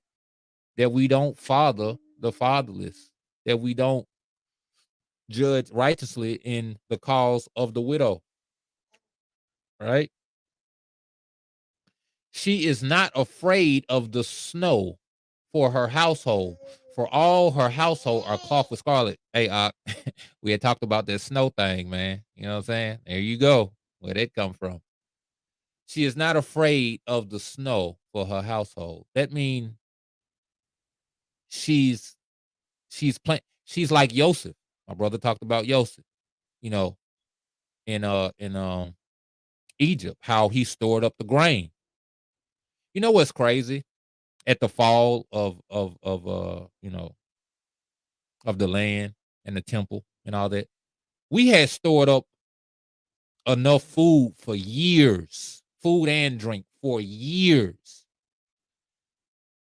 But we had different groups and factions that say this ought to be done this way, this ought to be done that way, this ought to be done like this ought to be done like that. Just like we have today, a bunch of assemblies and camps and all this whole stuff, right? But these people was in one location. They was in Jerusalem for the feast. Rome came and closed the city off to where couldn't nobody get out, couldn't nobody get in, right? So we had to eat what was left. You know, these people got to fighting, and in the fighting, somebody said, you know what? I'm gonna burn y'all food. I'm gonna sneak somebody over there and burn y'all food and pour out y'all water. Somebody else said, we gonna go over there and we gonna burn y'all food and we gonna pour out y'all water. You know, them people starved to death to the point they ate their children. Warring against each other when it's an enemy outside the gate. Listen, enemy want to kill us. We inside killing ourselves. Same thing happening to this day. The sword never departed from the house. Sword never departed from the house. We still do this to this day. You know. And but anyway, this righteous woman, this righteous nation is not afraid of the snow. Not afraid of hard times. You know why? Because she's builded up her treasures. Builded up her treasures in the Shemaim. Right? For all her household are clothed with scarlet. She maketh herself coverings of tapestry. Her clothing is silk and purple. A lot of people do this, right? We're a nation known to have style, known to be sharp, right? You can't just take this and leave out all the other characteristics. You know what I'm saying? There's a lot of people dress sharp. They, what they call it, casket sharp. That's the problem. We be casket sharp because we be in caskets. You know what I'm saying? A feel of dry bones, dead, don't even know it. Right? But this righteous woman, due to her virtue and her application, she puts these things on because she represents herself in such a way, right? A king don't wear rags. A king wears fine garments. But it's the thing. You can't hold the fine garments in higher esteem than the judgments of the king and the nature of the king and the way, the upright way that the king are supposed to have. That's the problem. All you talk about, man, hey, queen, hey, king. Man, listen, man. In the Hebraic way, that word got characteristics. And if you don't fit them characteristics, you ain't that. I get kind of offended when people talk about, we all king. No, the hell we ain't. It's a lot of peasants and jokers. You know what I'm talking about? What they call them things? Court gestures. That's what it's a lot of. Whores. I'm talking about real deal whores. Witches. Warlocks. The most of the name. Listen, I know it's gonna be hard on some people. Some people are gonna get off the video. Oh, he tripping. Listen, man, I'm telling like it is. You know, if it ain't you, you shouldn't feel no type of way. You know what I'm saying? I pray that if it is you, that you repent, that you consider. Right? That's what these videos is for, to consider. You know, and that's what we prayed for in the beginning, that people would know what their wrongdoing is, you know what I mean? So they can repent. That's a kindness of, don't take it wrong. Some people get all prideful and everything when it cut. No, let it cut. Let it do a surgery so you can repent and change, and then you can be that upstanding citizen of the kingdom and carry them characteristics that I would desire for you to have. Go ahead, Ogb. Yeah, man. And, you know, that's a cold reality. See, look, not saying what need to be said is a sin. It's called an unjust judgment. I ain't gonna say that. That's why earlier in the verse it said, "Open thy mouth." Let's go back to what she said. What she tell her son? Open thy mouth for the dome in the cause of all such as all. Right, 9 and 8 and 9. Open thy mouth and dumb. Open thy mouth, judge righteously. Right. That's why the people of old didn't like the prophets. that the Most High Yah sent to him, because they sent the Most High sent them to him, and they spoke, and they were like, we don't want to hear that. They want to do it. We see that even in the book of Acts. Stephen was one of them. He was telling them about what it was and convicting people of this their wrongdoing. Them people, to gnash their teeth, went in there and started and killed that man, murdered that man. And I was so told, bro, if you're doing right, I was gonna reward you. He gonna get, but if you're doing wrong, man, take that chastisement, man. Every last one of us. Go ahead, Aki. What you say? What he told Cain. He said, look, if you do well, wouldn't you not be accepted? Yes. You gonna be accepted. There ain't even no question about it.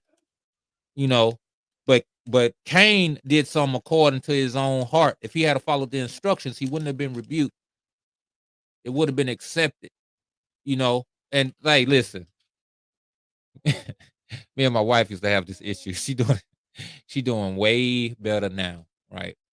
But it was a time when, I would ask her to do a certain thing a certain way, which I know a lot of brothers probably have this issue, right? As a man, you should consider, right? You should know your wife. You should know whoever it is you bear rule over. And you should give instructions accordingly, right? So I do this, and I would tell her to do it a certain way. And she'll do it and add certain things that she feel like ought to be done. That's when I have a problem, right? Because it's like, if I had told you to do it a certain way and you did it and it came out wrong, I got to eat that. You know why? Because I told you to do it like that. But when you add your own thing to it and it come out wrong, now we got a problem, right? And that's what we got to understand about the Most High Yah and serving him. Are we serving him how he said? There's people trying to keep the feast day. Are you keeping the feast days how he said? Are you doing like how he said? When he told you to keep the feast day, it had instructions. None of them instructions said do it wherever you at. Well, no. One of them said if you can't make it, sell things and buy the desires of your heart there. But one said if you can't make it at this time, make it at another time, right? But even in that, make it well. Make it to Jerusalem, nigga, not somewhere else. And as we see in Acts, it says devout men came from many different nations, far nations. That's why they devout. Cause like, man, you came from where? That means you had to come early. That means you had to be prepared, because that's not no up the street. They ain't have airplanes. I'm gonna be there in 10 hours. No, nigga, it took weeks, maybe even months sometime to get to certain places. That's how devout they was, to make sure they followed the instructions how he said do it. Not you know what? I'm gonna come keep Passover on the 8th. No, you gotta keep it on the 14th. I'm gonna keep Passover in Africa. I mean in Tanzania or something. No, it said come to Jerusalem and do it. And the reason you can't do that is because he don't want you there. That's why you not. That's why. Hey, why can't I go to you? I don't want you there. I don't want you defiling now. I want you messing nothing up. I don't even think it's there for you to do it, even if you could go. For one, we know the temple ain't there. For two, we know the priest ain't there. So even if you went, even if it was a temple, you need them priests. Even you need all of what he said. Go ahead. Great point, Og. And then another thing is too, because the point about it is, when they was there in the land, they did all these things, but they was lacking in these other characteristics that we're supposed to have, that we're focusing on now to be built up, so that when we get these characteristics down now, when we get into the land again, we'll be able to operate properly, wholly, the way that the Most High Yah want us to do. When I say holy, I mean like 100% complete, the way that Abba wanted us to do. And he's going to restore all these things back. You get what I'm saying? But he had to first destroy it. I mean, he had to uproot that plant that he planted in that land. He had to uproot it and scatter it. But to the expectation that they're going to be saved among their enemy land. That's a prophecy that he's going to save us amongst our enemy's land. But these are those that turn back to Yahweh wholeheartedly, like it was supposed to be from the beginning. And the Most High had to bring his chastisement for us to see that. Like, oh, we went through enough. Okay, we turning back. Well, how do we do? We got to turn back wholeheartedly. Okay, now you get us. Now you getting it. You getting it. You getting it. Okay, when he deem we ready for us to do it, he gonna bring us on back. He gonna plant us. He gonna uproot us from where we are and plant us back on our own soil. This is prophecy. People do not know prophecy, but this is prophecy. What my eye just brought out, man. All the steam I'll be out for these things, man. But that's the and then it's another writing where it speaks about how people have a zeal for Yah, but not according to knowledge. There's the reason why the Torah instructions was given to us. It gives us knowledge as we adhere to it and read it, and it gives us instructions on what to do and how to do them. But the zeal that we have in returning, can outweigh the knowledge that has been set before for us on how to do a thing. When we need to return back to the way that the Most High Yah say do it, return to the voice. What is the voice? Keep the commands, follow the way, love me wholeheartedly the way that I want you to love me wholeheartedly by keeping my instructions. Don't worship any other mighty ones like Daniel did when he was in Babylon, or the three Hebrew boys when they refused to bow down to any image to worship it. That's part of my commands. You see what I'm saying? Do that. Continue in that. Walk in that.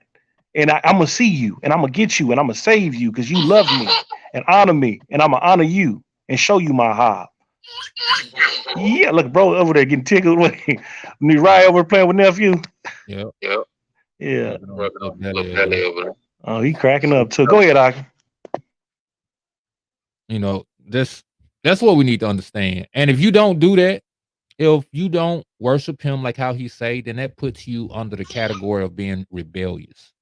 What puts you under the category of witchcraft. And you already know what we're supposed to do with witches. Right? So, let's just be mindful. Let's understand what we've done, because hopefully you didn't know. Hopefully you didn't know that he don't want you to do these feast days like this. First of all, the thing said, how can we sing a song of Zion in a foreign land? How you gonna keep his feast in a foreign land? They don't even want you singing a song. First of all, we be up in here singing all kind of songs of Zion, by the way. That's neither here nor there, but let's consider that. But his Kodash things, we defiling it in these other lands with these ruachs roaming to and few. He told us to stone people and all these things to keep sin out of the gates. Keep sin, to keep these demonic entities out of the gates. And we gonna keep his feast days where demonic entities roam free with no problem to and fro. We had priests all around the nation offering up offerings to keep these spirits out. Proclaiming, binding. And here we are, we just willy-nilly. Hey, man, we're going to keep the feast over here. It's a preparation involved. It's a preparation to praying. The priests ain't just go in the temple and start praying. They had to wash. They had to put on certain kind of clothes. They had to do all kind of stuff. So if they had to do that for that, you think you just going to go about observing his feast in any old kind of way? In any old kind of place? Anyway, I'm not this. That's almost like telling a nigga you can't eat chicken and eggs no more. It's gonna hurt. But which some have done. But back to the script. She maketh her coverings of tapestry and clothing as silk and purple. Her husband is known in the gates when he sitteth among the elders of the land. Now, to a righteous woman, her husband's known. Oh, you so and so wife. Because a righteous woman is not going to be the husband of a wicked man. If you find yourself the husband of a wicked man, you might not be a righteous woman. Now, granted, Paul did say that a wicked husband can be converted by the conversation of a righteous wife. So I guess there are certain stipulations to that. But I feel like a lot of that is due to them coming into the knowledge of the truth at a certain time, and her cleaving to it more than him, and her endurance. Anything could be cast out. Anything can be done. Y'all can convert a man's heart or destroy a man and remove him completely out the way.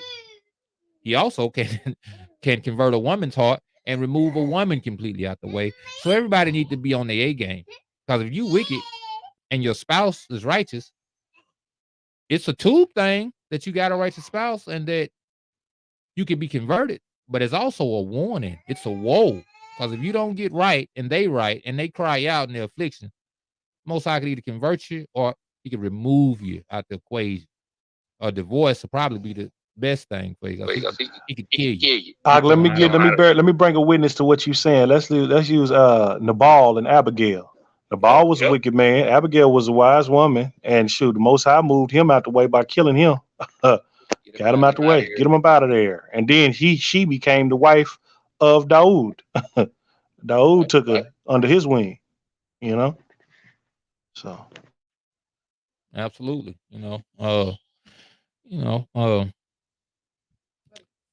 uh, our husband should be known at the gates. The Most High should be known at the gates. How we live, how we represent ourselves should be a sign of who we married to.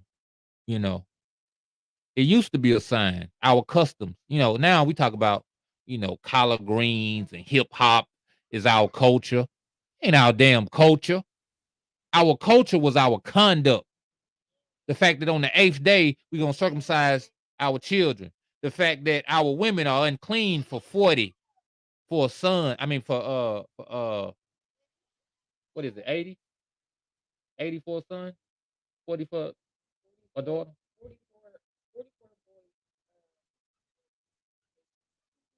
40 for a boy, 80 for a girl. She was unclean. These are customs. The fact that we that we fathered the fatherless, that we judged for the widows. This is our culture. A lot of people talk about fringes and all. Listen, that's an add-on of an add-on. That's way down. The fringes was that we remembered the commandments, our culture, that we adhered to that. That was supposed to be a representation. You see these fringes, this person keep the commandments. Now you got niggas wearing fringes as a fashion statement.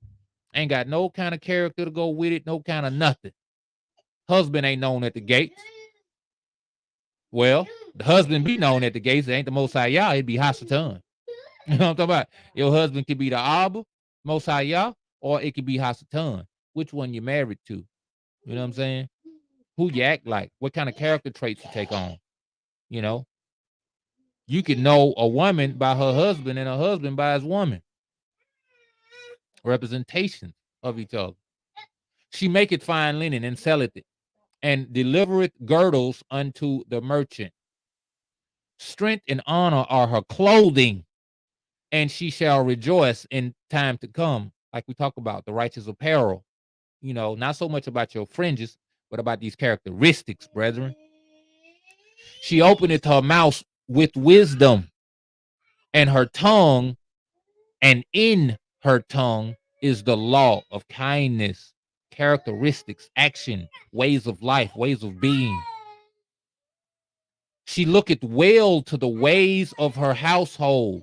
She's considered about her nation, not about herself. She considers her own personal household, right? But as a nation, we consider the nation as a whole. Man, my brothers, man, my sisters, man. Dang.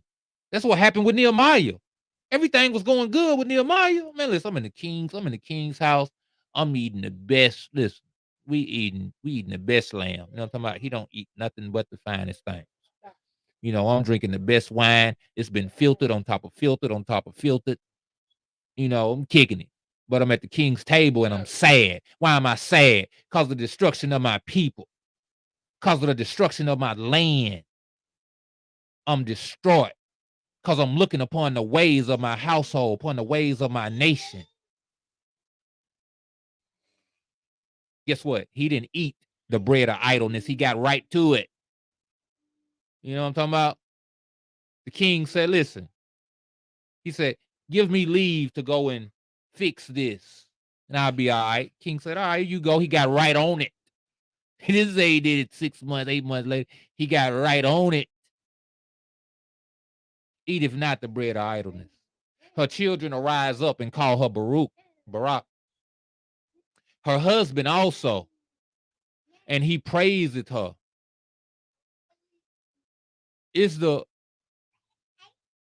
Are our children proud of us as a nation?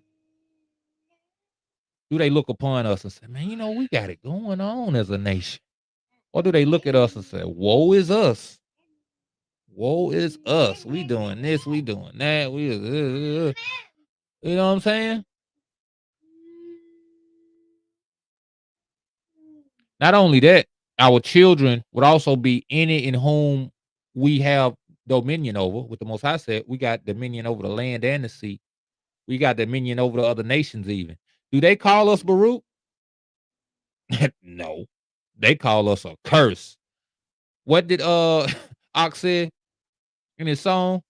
The Rock Ibar said, these people made their father mad. You know what I'm talking about? These people messed up. And that's not a Baruch, that's a curse. You know, these people getting killed by the police. These people getting thrown into jails and to bondage. These people being punished. We're not a virtuous nation. Not by and large. Granted, it's a remnant. It's twos and fews out here. That's beautiful. But oh, how great it would be for all the brethren to dwell together in unity. Not only in mind, but in action. Right? Her husband also, and he praiseth her. Do we get the praises of the Most High, y'all? Do we really? Do he exalt you? Right? He's not going to praise you. Not going to hear from Shammai, you know, good job. No. He going to cause things to be well with you. He going to baruch the fruits of your loins. He going to baruch the doings of your hands. That's how he going to praise you. That's how he show, you know, his approval. Right? 29. Many daughters have done virtuously, but thou excellest them all. We got to be the Kadashim or the Kadashim, brethren. The set apart of the set apart, the holiest of the holy. Right? True enough, strangers is going to put down certain ways and cleave on to the skirt of Yehudi.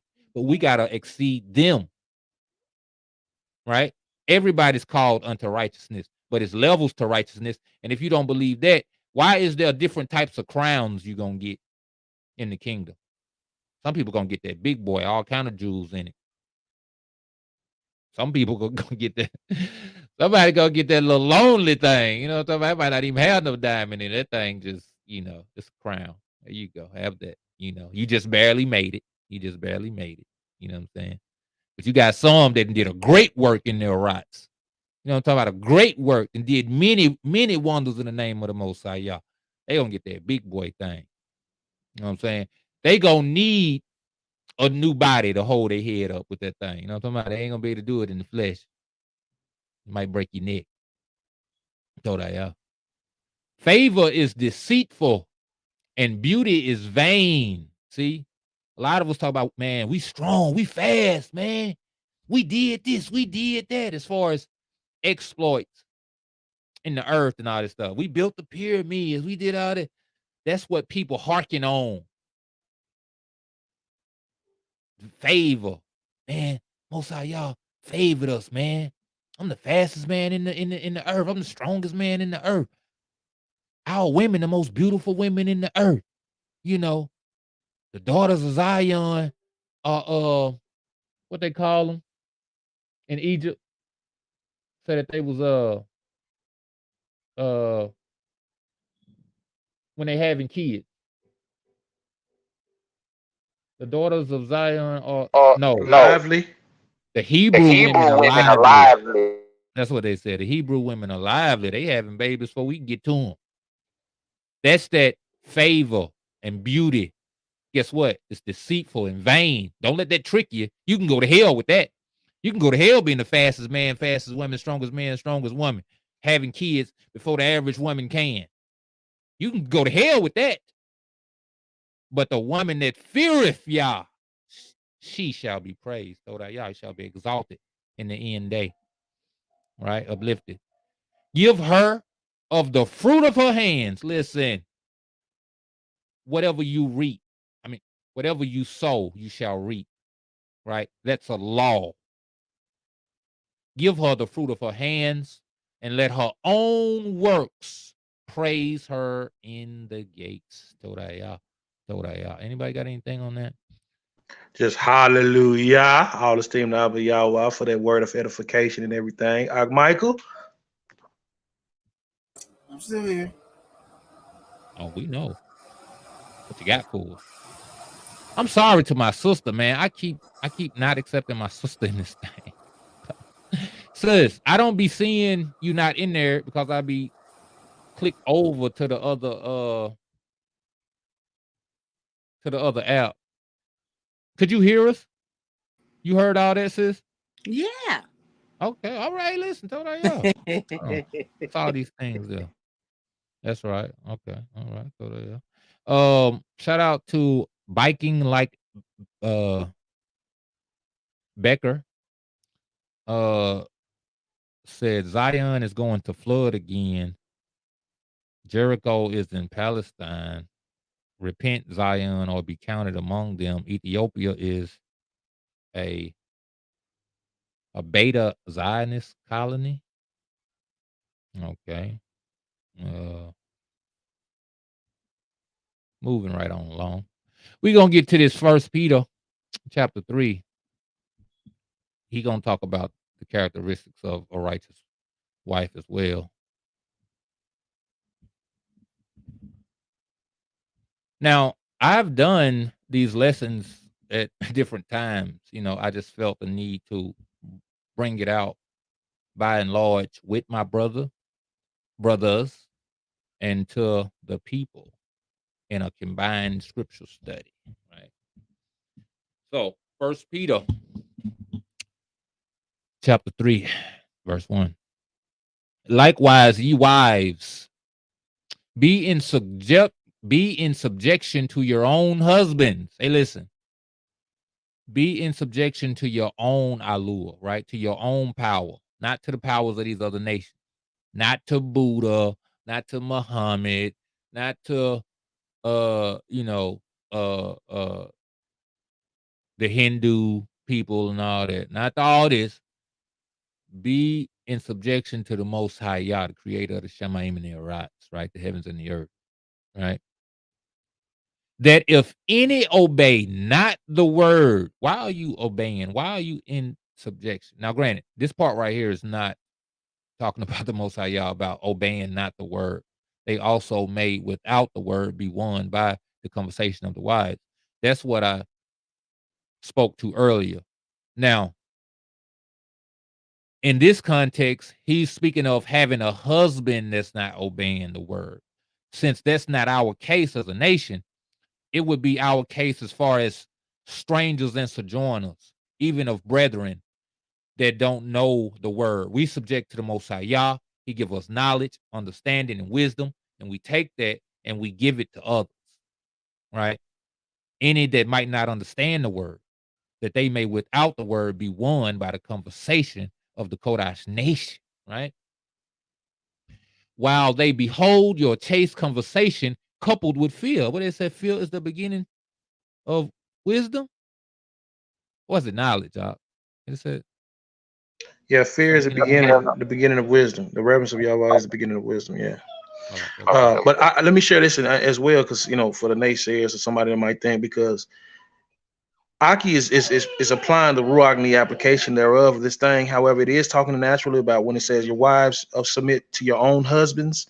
Because I just want to say, because people will take things, because you got people out here. There's more carnal people than there is Ruagni people. You got to know that, right? So you got to break it down to the place where even the Ruagni, because you want you eventually we want the carnal people. I would want the carnal people to be converted to be Ruagni. You know what I mean? So yes. Wives, submit to your own husbands. You shouldn't be out there listening to some other man other than your own husband.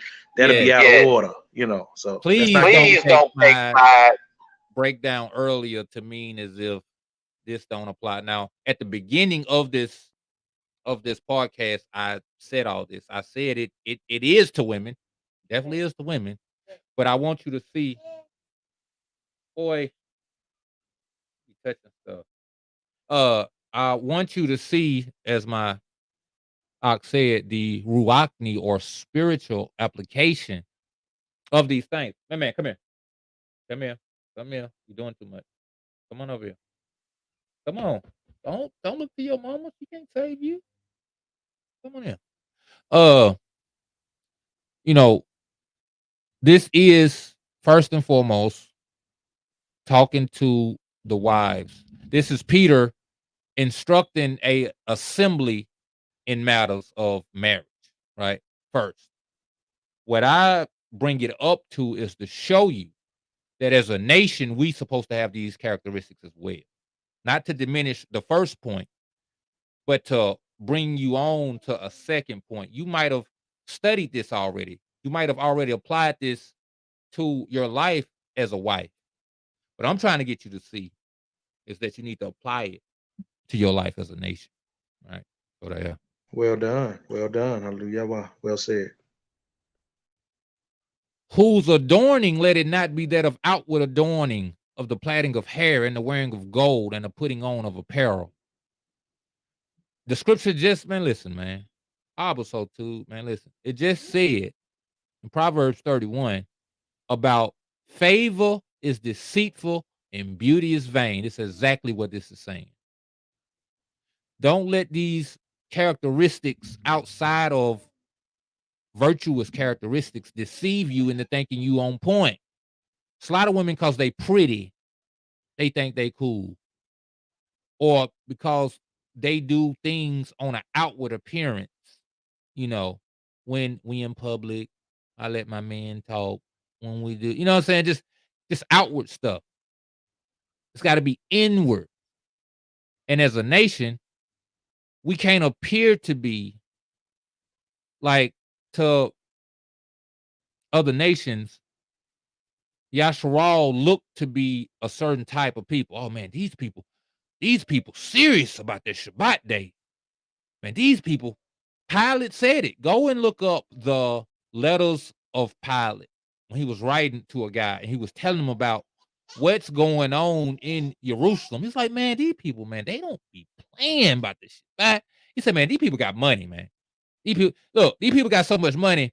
Old boy who was in power before me, he took a little bit of it. He thought he could take a little bit, and it was a war and everything behind him trying to take some of that money out the pot. He said, well, they don't need it. They listen, man, these folks shipping gold, right? Pounds and pounds and tons of gold for offerings, right? They giving they 10% and all that, right? But it's the character. It's the character that's missing. You know, people from all over the world sending gold and treasures to Jerusalem as they 10%, but the leaders over the people not selling that stuff and able to feed the needy and the poor. They're abusing power.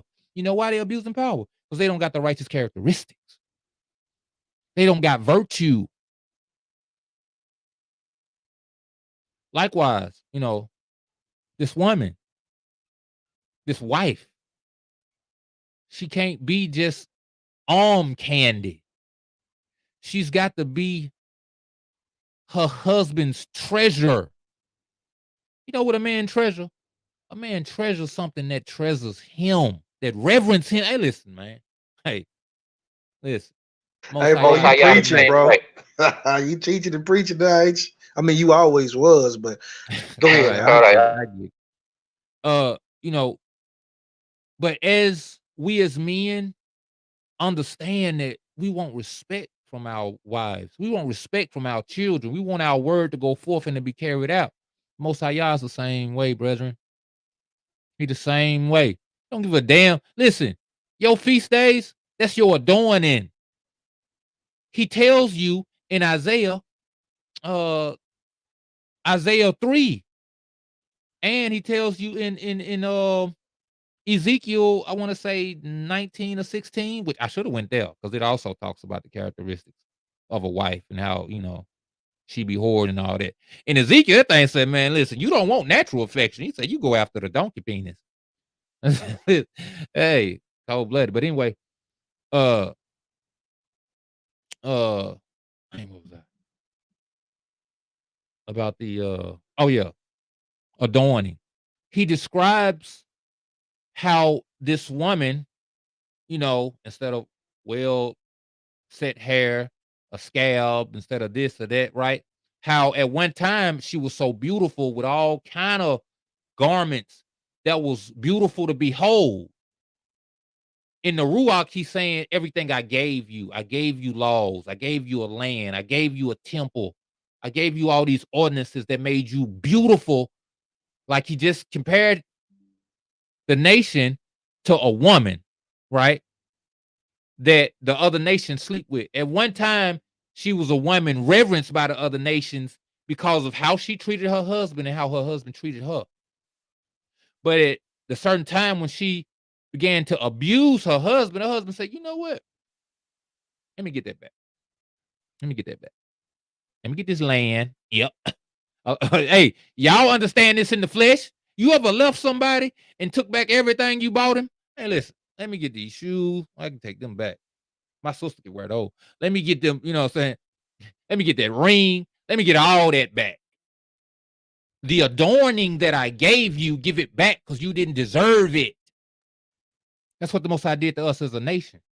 That's why we scattered among these other nations right now. But in his tubeness, he still reaches out. In his tubeness, he still gives us kindness and favor, right? Or in his goodness, right? So he's saying here, who's adorning, let it not be of the outward adorning. You got to be righteous if you don't got no land. This man, listen, man. Told I y'all for this right here. This is what me and my brother been saying about these feast days. How the Most High don't want you concerned with this. You got to be concerned with the righteous adorning and the righteous apparel. Not them feast days. The virtue. He's finna go on to tell you in verse 4 about it.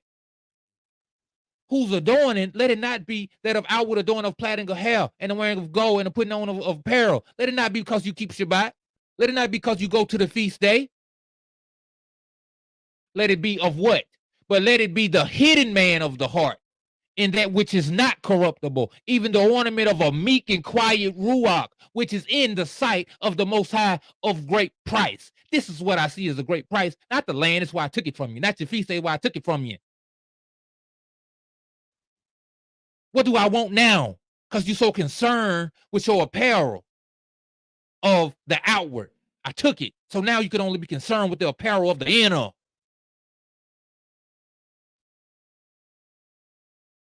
Let that sit for a little while.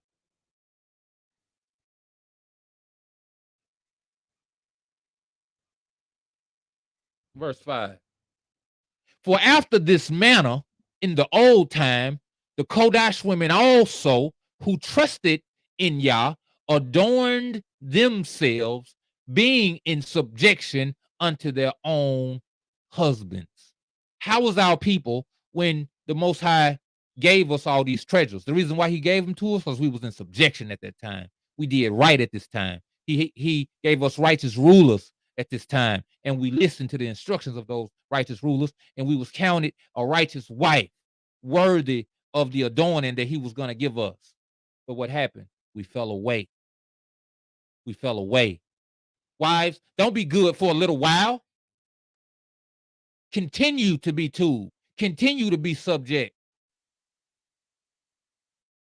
My wife said, this is why this lesson is here, because of our conversation that we had, is that the subjection of the man to Yah is easier, or not easier. I can explain what I was meaning when we were having the conversation. Come on with it. I was saying the submission that a woman gives to her husband is different than the submission that a man gives to the Most High. I know our roles are different, easier. Like you were saying, the responsibility of the house is on the man. The decisions and all of those things, the responsibility. the blame and the praise, but I was saying, like, as far as the what what what submission is, like,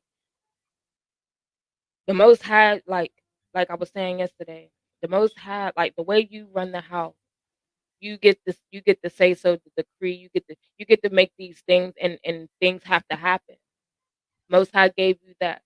For a wife, our submission is, we totally, we give up our whole self. Like, it's like we almost we give control over ourselves to our husband. So it's like we have to fully trust in every decision, everything that you decide for the house, whether we agree with it or not. We have to still be in righteousness and follow suit, because that's that's what we have to do. So that's the thing that I was talking about, as far as it being different. The type of submission being different. The most high, y'all, technically, y'all are the most high in the house. So y'all still have reigns to move how y'all want to move. If y'all choose to be wicked, y'all could be wicked. If y'all choose to be righteous, y'all could do that. Not to say, like, but y'all have the freedom to choose to run how y'all want. We don't get any type of freedom other than being in line. Now, don't get me wrong, there are men who, like we was saying, I you like get to add something really quick. You can continue on, right? Mhm. The difference is the accountability of salvation. True enough, we are over y'all. True enough, we do rule, right? We bear not the scepter in vain. You better believe it. But we accountable for the doings and the not doings. This is why he gave us the power, because his judgment is going to consist of that. I ordained you to be this, to have this. That's why if a man don't seek it and he don't secure it, he's effeminate, because you outside of the will of the Most High. Yeah, you know what I'm saying. But the difference is you're not accountable for leading our family right. If it don't get led right, you're gonna be judged by what you did.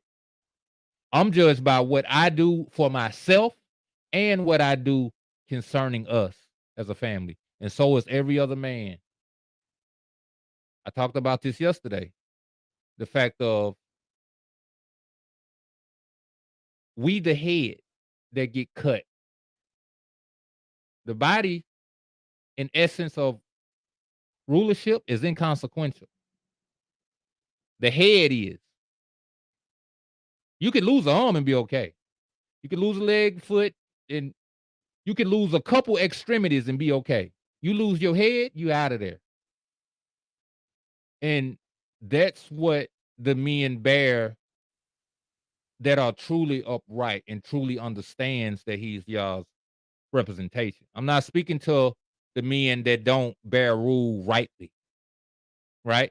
But they still got the same consequences. They bearing rule wrongly, they gonna pay for it. The judgment is on their head to get it. They wives is not gonna be judged like they husbands gonna be judged. And that's your only thing, is to submit to the husband in righteousness. That's all you got to do. right, and I understand that, and that I goes said I was gonna be quick. My bad. I went but kind of long winded. that goes to say, like, what I was also saying, like, us women, this is so far removed from us. We don't know what it truly means to be submissive to a man, to give someone, to fully trust someone like that, to be in submission all the time, regardless of how we feel or whatever, like I was saying. But that goes to say, like, what I was saying to saying to you yesterday,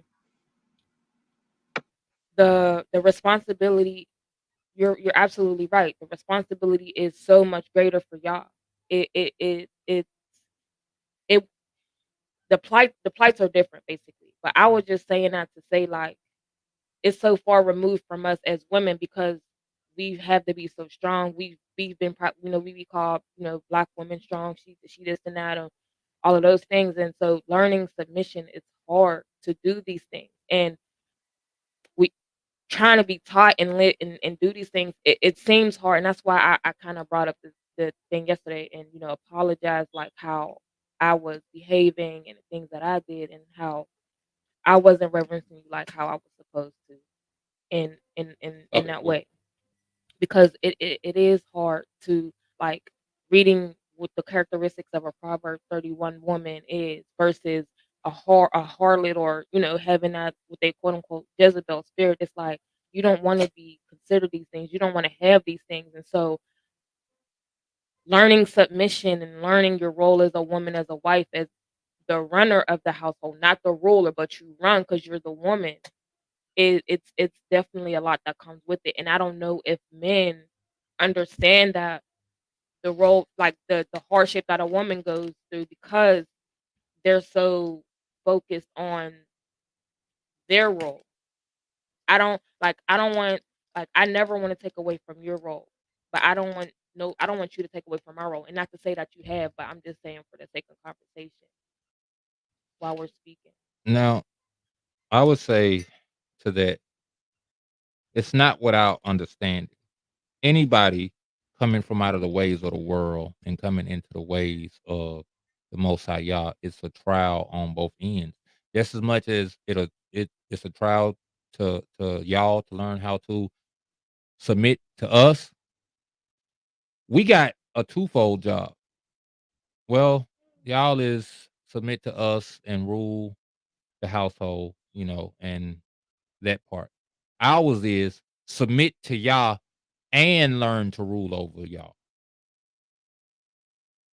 Like you rule the household, we have to rule y'all as a group, as a family unit, depending on how large the family is, the more ruling you got to do.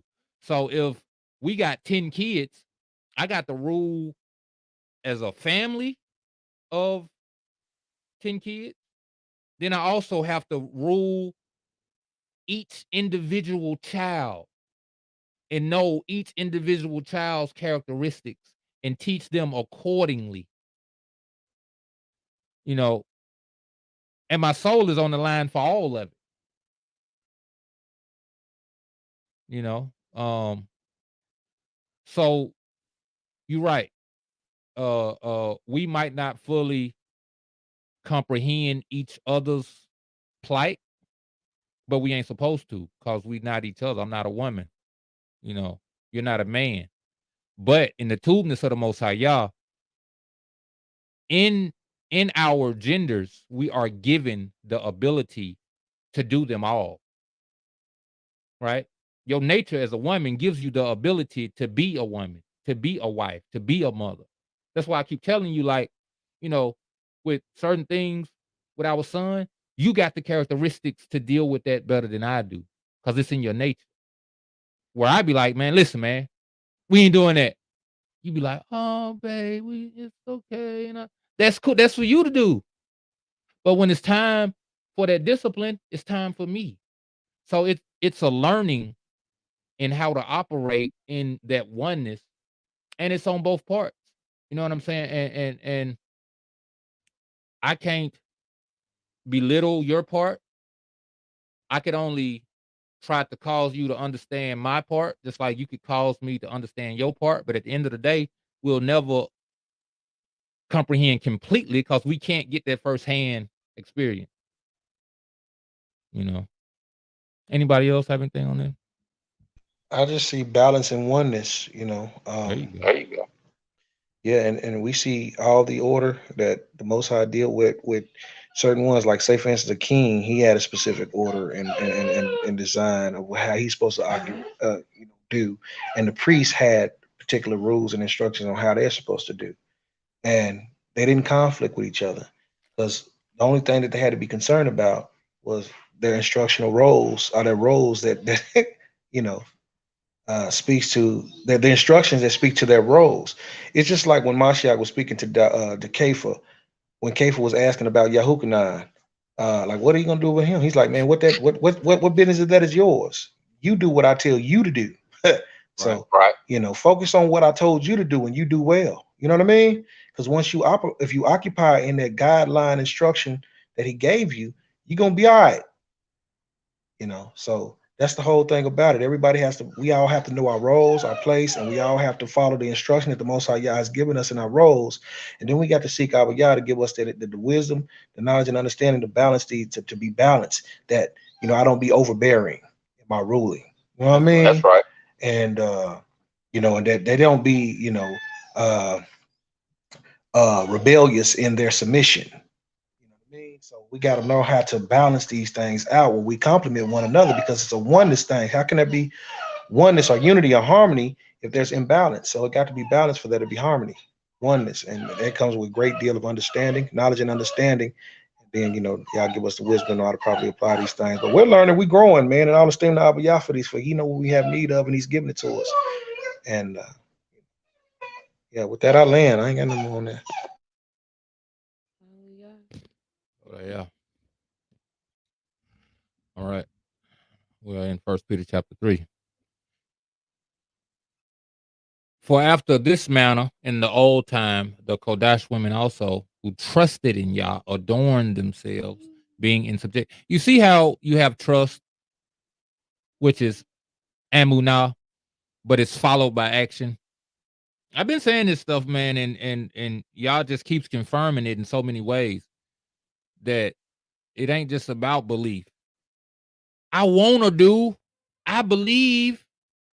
No, we gotta get to some doing. They're like James said, man naked and hungry. You tell him Y'all be with you. Go be filled and be clothed. You ain't gave that man no food, no clothing. That's crazy. You gotta do something behind this thing. You know what I'm talking about? Said who trusted in Yah, because they trusted in their trust, they adorned themselves, being in subjection unto their own husbands. Even as Sarah obeyed Abraham, calling him Adon, a master, whose daughters ye are, as long as ye do well and are not afraid with any amazement. Likewise, ye husbands, dwell with them according to knowledge. This is a thing for the rulership, right?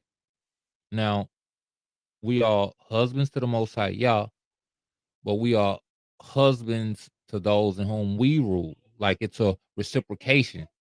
There is that Ruachni subjection we have to Yah, and there is the Ruachni rulership we have to anything in which we rule over. That's our families, that's our businesses, that's in our podcast, that's in everything, right? Dwell with them according to knowledge, giving honor unto the wife, or unto that which you rule over, right? Giving honor unto the wife as unto the weaker vessel, right? You rule over them for a reason. They are not the ruler for a reason, right? Unto the weaker vessel as being heirs together of favor of life, that your prayers be not hindered. That's what I say about the consequences. It's consequences to this thing if it don't go right. If you don't dwell with them according to knowledge, if you don't give honor and understand that they are the weaker vessels. So I mean, like my ox said, balance. Gotta have a just balance. And you can't have one without the other. Some people say, well, I'm gonna just be nice. I'm gonna just be a yes man. All right. And it's like, no. In some things, you should be nice. In certain things, you should be lenient and agreeable in. But in certain things, you need to be firm. See, as a nation of men, we have two issues. A lot of us are too firm. What he at? I break them down. I mean, you gonna listen. My word's law. You better this and you better that. Right? Not dwelling according to knowledge, not having understanding, not being tactful, as my brother would say. Right? Not being not being wise in our dealings, right? Not being what did they call Jacob? What did they say he was as far as with doing stuff? Like it was kind of sneaky. It said Jacob was cunning. I don't know if it was cunning. It was something else. A supplanter. Supplanter.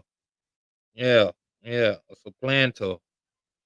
Uh, one who appears as one thing, but he's something else, right? But it's not in wickedness. It's not to deceive, to to gain power over wickedly. It's to get into position so that you can rule rightly, right? And not getting into position by like wicked means, but just in a in a skillful way. And to do it in a righteous way takes more skill, takes more wisdom. Like how could I do this without cutting corners? See, a lot of people don't think that. A lot of people say, well, I'm just gonna get in there. I need so much money to do so and so. Well, I'm gonna sell a little crack because what I'm trying to do is righteous. And I can sell crack, and because we could sell meat killed under stress, we could sell that to the Gentiles. So maybe if I just sell crack to the Gentile, I can get this money and I could do the righteous thing. No, absolutely not. How could I get this money in a righteous way that I could do this righteous thing? Right? That this is all falls under the office of a man, right? Like I've had to figure out ways to move in my marriage. Because ways I would have done it, ways of a worldly mind, it didn't avail me nothing. Would end up not working. You know, Coming with a firm hand all the time don't avail me nothing. Sometimes I gotta come with a soft hand. Sometimes I gotta pick and choose when to say stuff. Y'all know your brother. I like to talk, and I be talking. Sometimes I be talking at the wrong time. So I had to learn when to talk, when to shut up. You know what I'm saying? And all of this is a part of y'all's tubeness to make me efficient in my office, right? Even when it comes to doing these videos. Anybody who's seen my earlier videos will tell you I didn't talk like this. Now, I did some yelling earlier, but I used to do that for most of the video. Now I learned how to be more poised with certain things. Certain things I still get riled up because the passion for my Abba has eaten me up. You know what I'm talking about? So here and there, I get a little vibrant. So, don't hold it against me. Consider what I say, if it be a true thing or not. Not how I say it.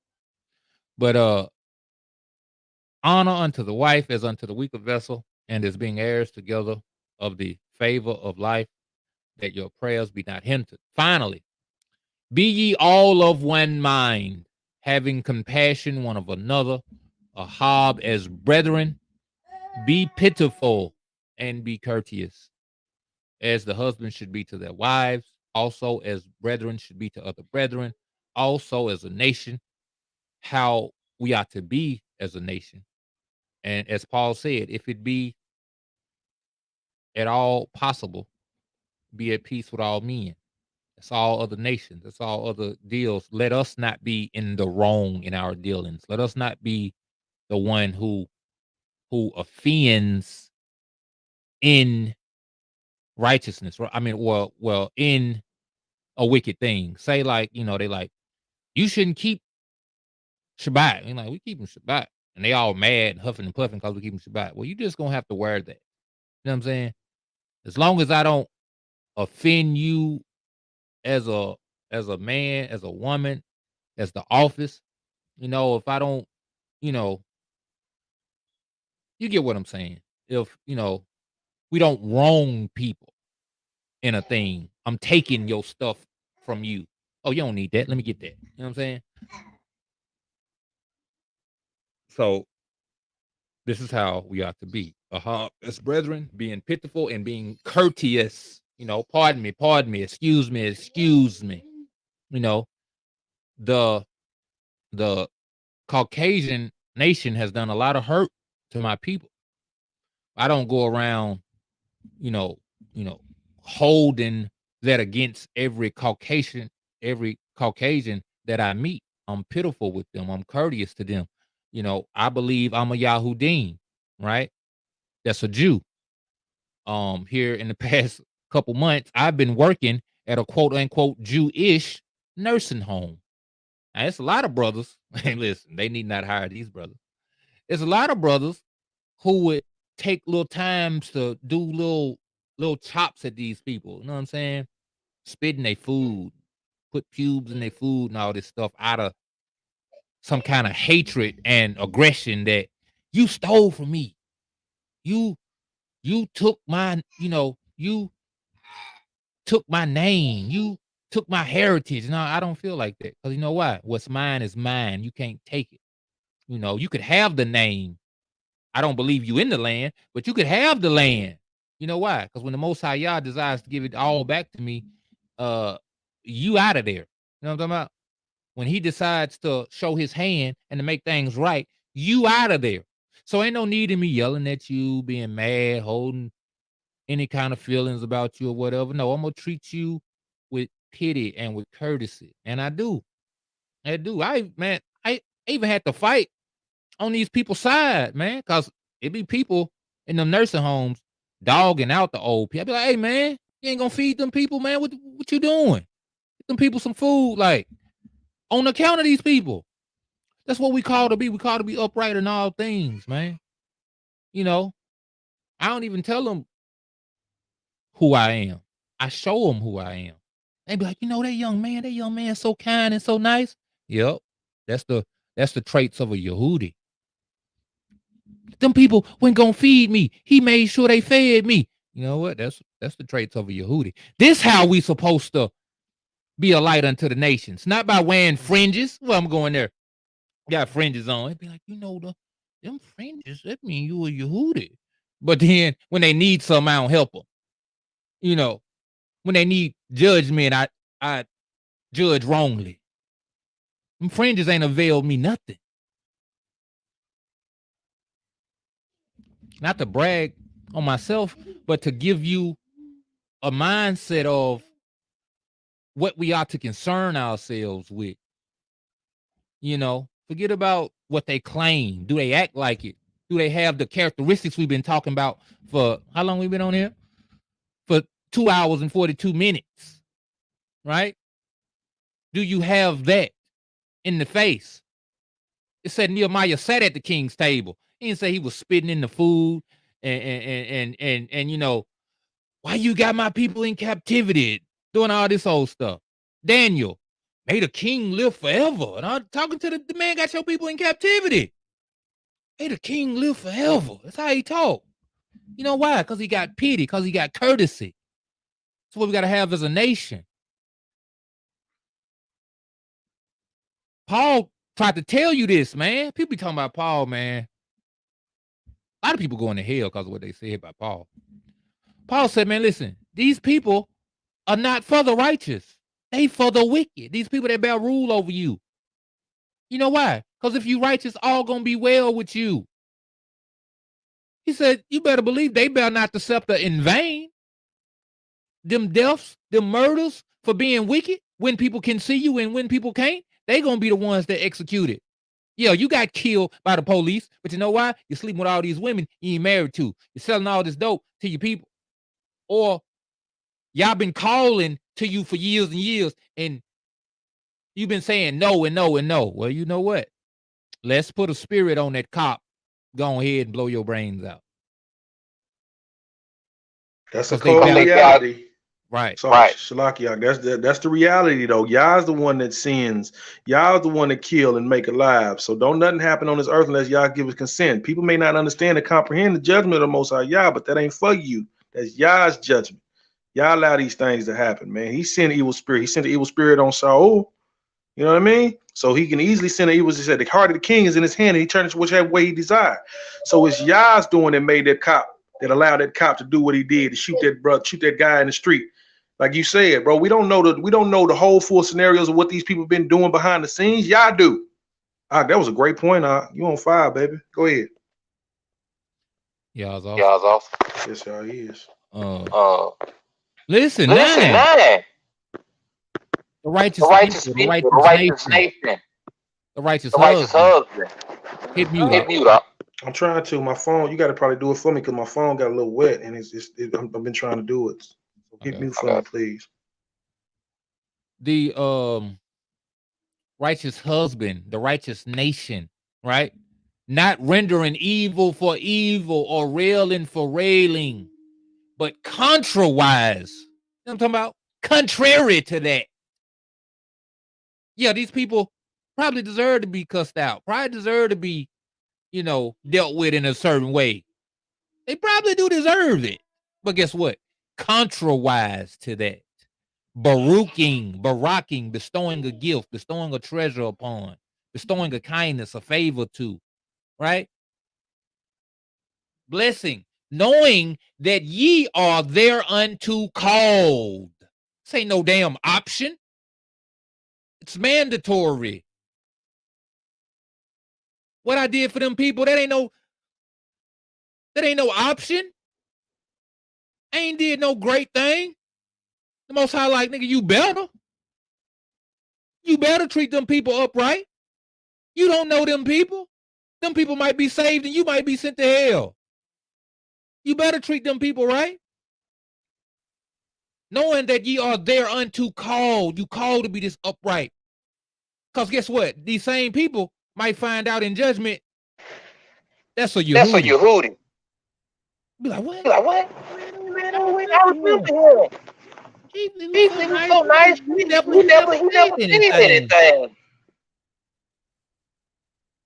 But he lived. But he lived it. Go ahead up. Go ahead up. Oh man, I didn't mean to put my phone off me. I'm sorry, bro. All right. Knowing that ye are thereunto called, that ye should inherit a baraka. That's how you get the barakas, man. You know how much stuff I done been to, man? I thought my car was out of there just the other day. I said, man, if this is wrong with my car, we might have to rearrange a whole bunch of things if this thing go, because my car is how I get my income. I'm like, this thing happened, we are out of there. I was like, nah, that ain't it. You plan on spending all this, you just got to spend this. I never know. That might have came because I showed somebody a kindness one time, and because I was ignorant and I didn't tighten my damn I didn't tighten my lug nuts all the way. First of all, y'all was kind that he didn't have me run off the road prior to me finding out it was an issue, right? And not only that, he didn't cause that issue to become so great that I couldn't take care of it. What it was, I was able to take care of. I don't know why he did it. It could be because of something I did one time that I didn't think nothing of. But that one thing caused him to say, you know what? I'm going to let him make it home tonight. Maybe I should kill him and run him off the road. But because he did this thing right here, you know what? I'm gonna let him go ahead. I'm gonna let him go ahead and make it home to his family. This how serious this stuff is. Keep on playing. That one F it. Our people got a real bad problem by saying F it. It is what it is. That one time you said that might cost you your life. Might cost you your life. Because ye showed no forgiveness. Because ye showed no courtesy, you showed no pity. I will show no pity, no courtesy unto you. Don't play with him. Don't play with him. You better cater to him in all that you do. Verse 10. For he that will ahab life, love life, and see good days, let him refrain his tongue from evil and his lips that he speak no guile. These all character traits. Ain't none of this just thinking and believing. Because if you think and believe, this will be your manner of life. Let him eschew evil. Let's see. Hey, that sounds like the weightier matters, man. On the property, this right here. Let him who see what? Let him who desire good day. What I say it? How they say on there? I want to read it as it is. Eschew. No. I'm talking about up on 10. Up on 10. Oh. It says, for he that would love life, that ahab life, and see good days, let him refrain his tongue from evil and his lips from speaking gall. That's deceit. So that's being real. That's speaking. Each man speak true to his neighbor. Tell the truth. You better off saying, nah, I don't talk about it than to, spew out some guile, right? That's a beautiful thing. It didn't say let him who want to see good days and keep the feast days. It said, Right. let him who see good days, who will have life and see good days, refrain his tongue from evil speaking and from Let his him lips from chastise speaking God. himself, Right. Put your flesh upon a circumcise suggestion. himself. Right. Hallelujah. All right, man. You're on fire, brother. Go ahead. I'm enjoying this message. It says, let him eschew evil. Let's find out what eschew means. Eschew. It means to deliberately avoid using, abstain from. Let him abstain from evil. Let him deliberately avoid evil, brethren. And do tube and do good. Let him seek peace. Listen, man, we got a problem. We got an issue. You know what? It's beef then. No, that's not what it said to do. That's not what it said to do. If it's gonna be beef, it's beef. It's up. You my op. You see how these spirits, you see how these spirits, Go ahead. Go ahead, Og. We just have fun. Go ahead. how let me boy, what are you doing? Say you my op. Instead, we better say you my op. I gotta pursue peace with you. How can we rectify this thing? That's right. That's right. Let him seek peace and ensue it. For the eyes of the Adon are over the righteous, and his ears are open unto prayers. But the face of the Adon is against them that do evil. So that would be the opposite of this. If you're not seeking peace, it's evil. If you're not ensuing it, it's evil. All right. If your lips speaking guile, if you're not refraining your tongue, it's evil.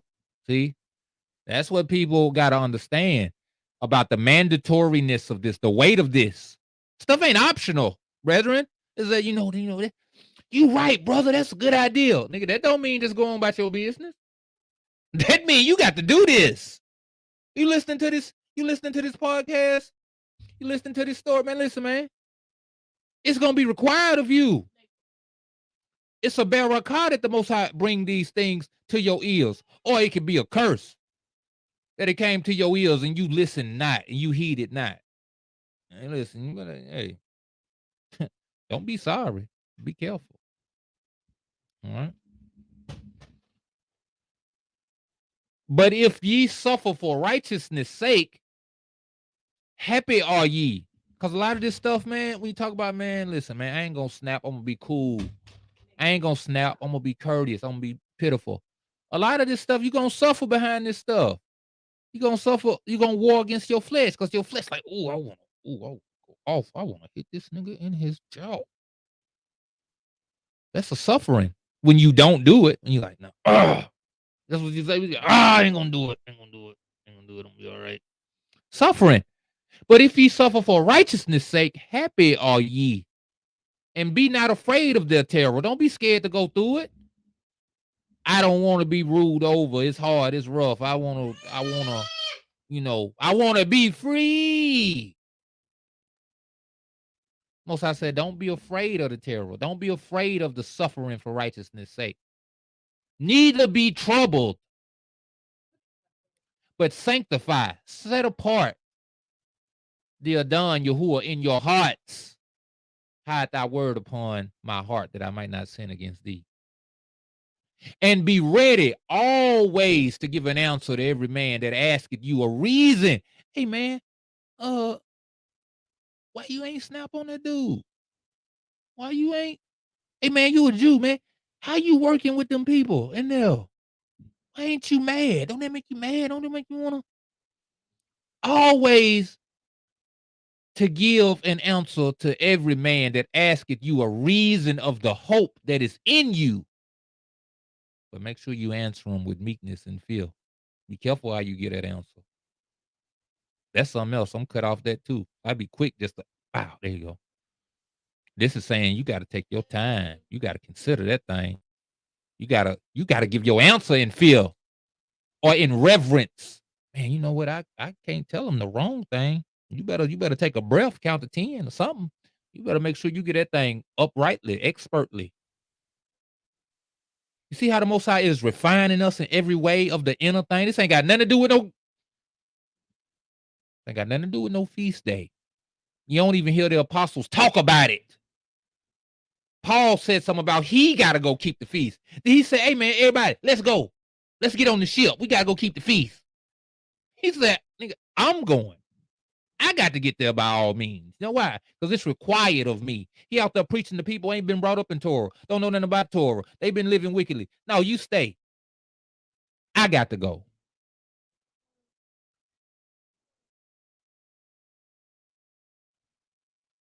Meekness and fear. Having a tube conscience that whereas they speak evil of you, hey man, that nigga a sucker, man. He around there, man, being nice to them Jewish people, man. And he around there being kind and courteous.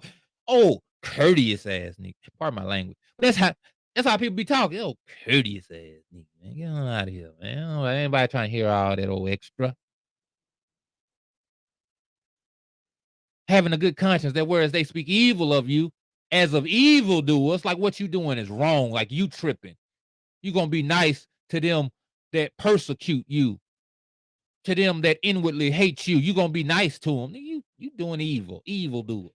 That's what I've been seeing a lot of Hebrews say, like how y'all gonna love a God that tell you to love your enemies after they did all these things to you and whoopty whoopty whoop. There we Not go. not even understanding. First of all, we did these things to ourselves. The That's Most right. High is just bringing the punishment as a parent would to a child who's been disobedient. Right. And secondly, why even pay render evil for evil? Like an eye for eye make the world blind. So it's like it's gonna be a perpetual Said an eye cycle. for an eye make the world blind. Bars? You ain't never heard that? No. Oh. But yeah, that's Is basically that 7? no. Wait, it could be. Yeah, it could be. But even before that, I heard that, like, but it's just the cycle has to be broken somewhere. Somebody has to be the better person to say, you know what, even though they did this, I'm not going to be that way. You know, I digress. That's right. Our people look down on that. Like Paul said, people will be lovers of themselves, man. They don't consider others. Everything about the fruits of the Ruach is about considering others. Now, as my brought out last week on his podcast about the new covenant and the ruachni-ness of that covenant, how it will resemble the things of Egypt, but it'll be more in the ruachni nature, right? And that's what we have to start moving as. See, the people never learned. The people was concerned with the outward apparel. You know, man, what we gonna eat? The man said, I'm finna take you to a place. Nigga, are you there yet? Does that mean he's gonna bring you? See, that's the difference between them and Abraham. The Most High told Abraham, he said, I'm gonna make you the father of many nations. He had one son. He said, no, send him off. That's not what I'm doing. I'm still gonna make you the father of many nations another way. So he had another son. He said, hey, this is it right here. This gonna be how he gonna do it. The Most High said, go offer him up on the mountain and kill him. Hey, listen, you gave, y'all give it, y'all take it away. I don't know how you gonna make me the father of many nations, but you gonna do it because you said you're gonna do it. So I'm gonna go ahead and have to kill him then. That's the difference. If he said he gonna do it, do you trust it? Do you believe it?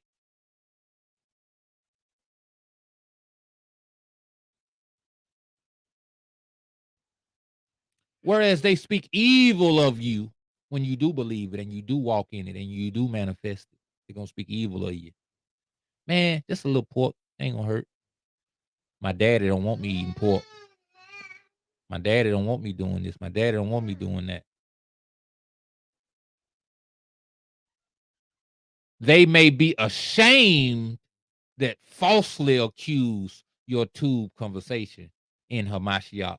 In what? In y'all's salvation. How is y'all gonna say that a man be converted and be born again by the renewing of his mind and the hearing and the doing of the words of the Most High Yah, that he be not of the flesh, that he be of the Ruach. This is Yah's salvation. These characteristics that they're gonna speak evil. Said to accuse your what? Accuse your tube conversation. What's your conversation? Not just in the words you speak out of your mouth, but your actions. I'm talking about your body language. Your body language in what? In Yahushua HaMashiach. In your rebirth, in your renewing of your mind that they manifested into your actions now. Now you got a different body language. Your body language used to be nasty, filthy. Showed that you had no husband. You had not one that ruled over you righteously. Or at least not one that you heeded to. You heeded to the will of another. Hamashiach told him, say, listen, if Abraham were your father, you do the works of Abraham. You are not of Abraham. You are of your father, the devil, nigga. That's who your husband is. That's who your daddy is. That's what your conversation is. For it is better if the will of Yah be so, that ye suffer for well doing than for evil doing. For Hamashiach also had once suffered for sins, the just for the unjust, that he might bring us unto Yah, being put to death in the flesh. Listen, the Christian said, it's already done. Hey, and it is so. Now, brother, you got some renewing to do. You got to get your conversation together. Because if it's already done, you have no need to be ye converted. You have no need to have your mind renewed. No, why? You already saved. You have no need to hear and do the word of the Most High Yah. You know why? Because you already saved. You straight. You ain't got to do nothing. He died. That's their mindset. That's why they do so wickedly. Oh, we straight. We ain't got to worry about nothing, man. Christ already died for us, man. We straight. Christ might have died for you. Yahushua HaMashiach got consequences behind that. He said, bring those that would not have me rule over them. Bring them before me and slay them. But you know what he gonna say? Cast them in the lake of fire over there. You want to play with that? That would not rule over them. So guess what he mean by his rule? Bring those that would not obey me, that would not obey what I put in this word, what I put in these scriptures, what I wrote upon men's hearts to tell other men how they ought to live, how they ought to be. Them that wouldn't listen, bring them here. Cast them in the lake with the snake.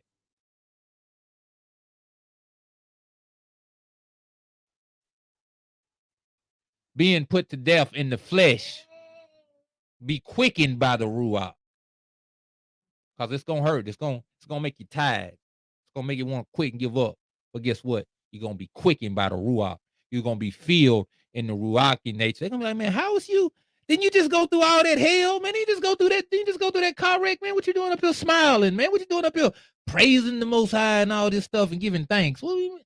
I'm quickened by the Ruach. My body is weak. My mind is weak. But my Ruach endureth. You know what I'm talking about? I told that, yeah.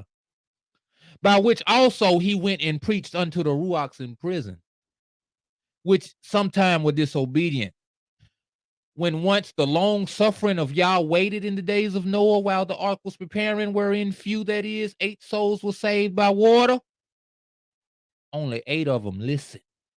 Now, granted, that's not all 8 entirely, because in the book of Jasher, it tells you that the righteous in the earth, it was only meant for 8 to get on the ark. There were other people that listened. The Most High took them out of the earth before the destruction came. He caused them to pass away prior. Jasher tells us this. Well, it's either Jasher or it could be Jubilees. It's one of them. talks about how he took the righteous out of the earth, caused them to pass away, which is a tubeness, which tells you how horrible it was that the Most High said, you know what, I'm going to save you out of this. I ain't even going to let you go through that in his tubeness, man. Todai, man. Todai, man. 21. The like figure whereunto even baptism doth also now save us. Not the putting away of the filth of the flesh, but the answer of a tube conscience toward y'all. Listen.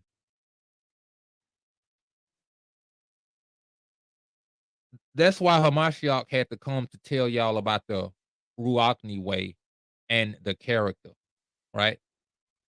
Because the people who he spoke about and condemned, they had a righteous outward apparel. They went to the feast days. He said, y'all be coming to the feast day with them long fringes and all that. You want to sit in the high places and all that. You're holding your hands up wide and praying loud so everybody can see you. Everybody think you right. He said, man, you getting your way into the beds of these silly women. You stealing from the poor. You not judging the ways, I mean, the affairs of the orphans and the widows. That's what the people don't see. They see you with your fringes on. They see you at the feast day. They hear you talking and reading scriptures on the Shabbat and all that. All that's fine and good. But say you ain't got a tube conscience towards Yah. You know why you ain't got a tube conscience? Because you know you're wicked. You know you're doing things you ought not to be doing. This is what we call to not. We are called to have a tube conscience towards Yah, that we have no hangups of, you know what, I be doing this though. I be doing that. We got to clear all that up. You know, which, you know, I could be cut by that as well. Could be cut by that as well. I got some things I'm working on. Y'all ain't finished with me yet. You know, not finished with me yet. But tube is he to even show me these things, show me, to give me a mind. A lot of people ain't got the mind to change. You wonder why certain people don't listen. Man, I've been telling my mom about the truth, man, for years, man. She won't listen. You know why? It's a stumbling block placed on them. Because deep down, she don't want to listen. Deep down, they don't want to know. Because if they did, they'd seek. And if they sought, they'd find. Some people ain't seeking. Some people don't want to find. They don't want to know. You know why? Because they in love with their sins. They in love with their deities. They like cheating in the next room. You know what I'm talking about? Man. 22. Who is gone into Shemaim and is on the right hand of Yah? Malachim and authorities and powers being made subject unto him. Talking about Yahushua HaMashiach. Because I missed that the like figure whereunto even baptism doth now also save us by the resurrection of Yahushua HaMashiach. The fact that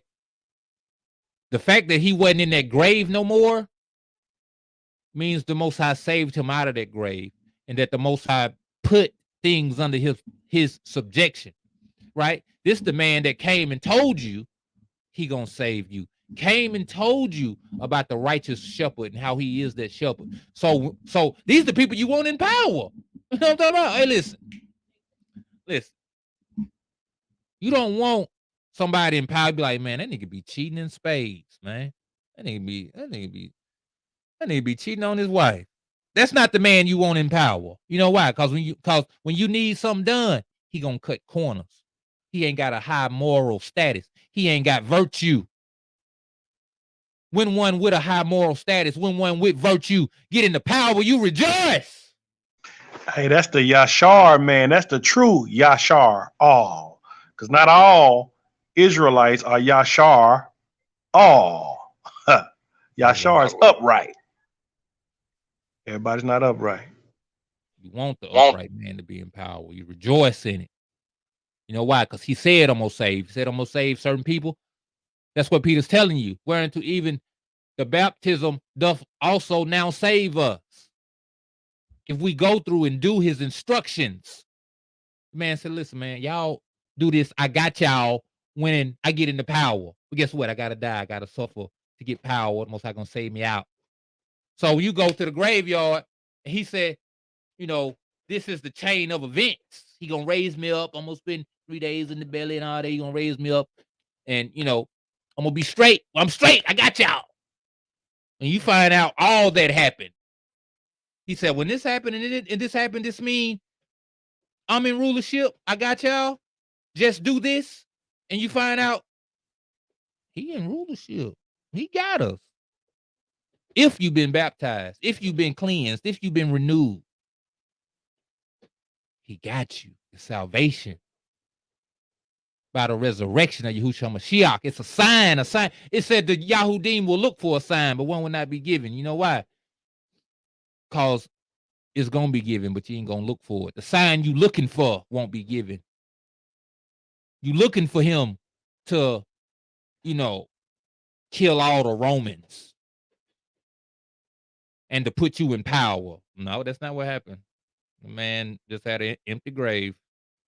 I'm talking about you looking to be not subject to any kind of taxes anymore. No, that's not what happened. The man came and walked on the earth for 40 days and gave power to his apostles to do great works in his name. But you ain't looking for that. You ain't looking for that. You looking for the outward appearance. And even in his tubeness, he gave you certain things that were outward. You heard the stories about the apostles doing things. You ain't say, you know what, that man couldn't walk. But they grabbed that man and said, in the name of Yahushua Mashiach, walk. And he's walking. They didn't say, you know what, I messed up. I need to repent. I need to turn. Some did. But it was some that saw the same things the one that changed did. They said, nah, that ain't it. That ain't it. We looking for something else. That's just an odd occurrence. That ain't nothing. One won't be given to you. That what you looking for is not what's gonna happen.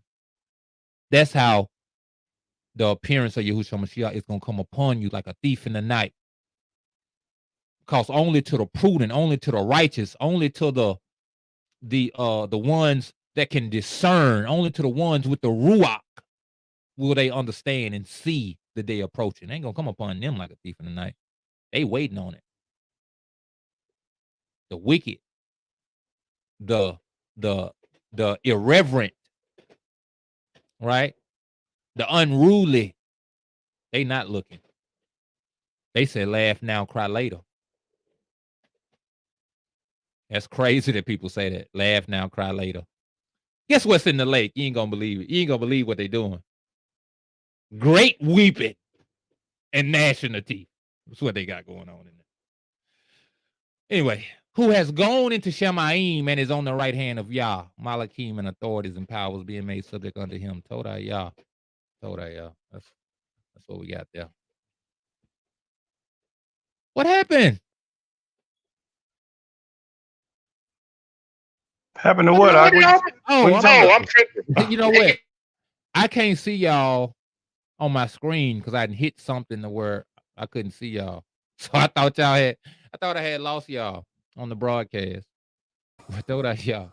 There you are. You're there. Which one you are? You're there. Oh yeah, man. That's what we got. That's all I got. Y'all got something else? Talk, Mike. Come on, man. Unloose thy tongue. Help us out. Man, I just be listening. Sometimes I just gotta take a seat and just listen, man. I mean, that's what I do. I speak on what I speak, and then I just sit back and I listen. Don't take offense to that. I'm listening. I'm in a place of learning also. It's a time to listen. It's a time to talk. You can listen for a time.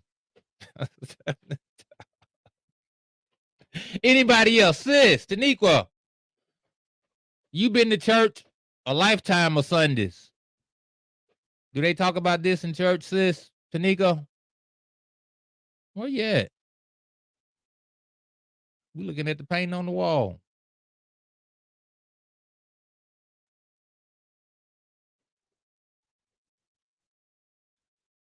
I hope she heard us. Akabun Yahoo, man. What you get Man, out it's of it today? grateful how you brought that out. How the Most High Yah used you and Yahusha by the root to bring forth the having that true conscience toward Alua, and the immersion in Yahusha HaMashiach, how he did it, how he brought forth. We dealing with the inward minister that I would have been. Man, shout out to Malachi Yahu, of Malachi Yahu, man. He preached these things just like that as well, man, about the good conscience toward Yahweh, just as like you bringing. And this is the conversation that we all to have, and we all to be on one, especially with dealing with being immersed in Yahushua HaMashiach in his death, burial, and his resurrection. Therefore, we are able to, move in authority and move like we moving because we seated with him in heavenly places. Like you said, he said he got you, he got you. Can't nobody remove you from him because can't nobody take us out of the Most High's hands. You know what I mean? So the Most High is the one that gave him that authority, and that trickled down to us as well as we walk in obedience toward his instructions. And Mashiach tell us he instruct us what to do, you know, in regards to hobbing one another, being kind to one another, being meek, not rendering evil for evil, railing for railing. Man, I once done that. I once, and I'm not ashamed of my confession, bro, because my confession bring forth salvation, brother. I was once like that. I was one that rendered evil for evil. I was one of those ones, even in my marriage, that something was done to me, I did it. You know what I mean? Did it back. You know what I mean? I'm not ashamed to bring it up, which is a shameful act. I know the reason why I say I'm not ashamed because Yah has cleansed me and given me what he has given me to walk in fullness of obedience, man, wholeheartedly, bro. I'm not saying this just to be saying it. I'm saying it because it's real life. This is what it is. And I got to get esteem. I got to rehearse. I got to recant Yahweh's righteousness, you know what I mean? And how he did it. You know what I mean? And we still learning, we still growing. And I'm just thankful, brother. I'm thankful for what you did. The Most High using you and bringing forth what's being brought forth, because a lot of us need to hear it, and attain to what we hear and apply it, man, because Abba Yah is told, man. So there we go. There we go.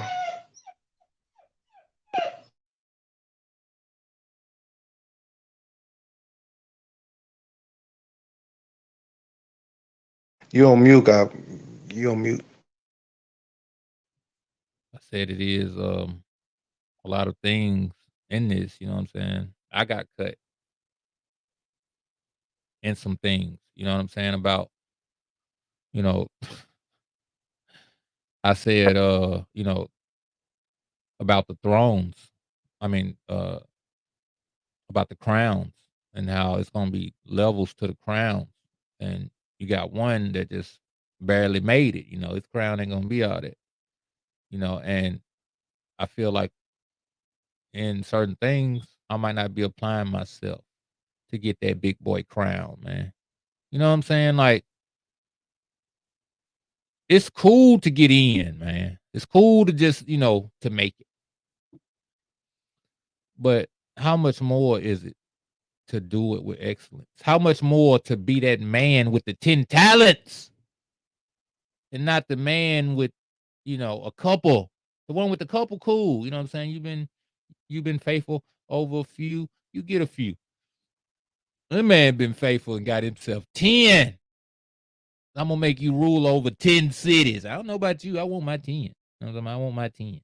Hey, when you said something about that big boy crown, I said, man, I would like to get that big boy crown too.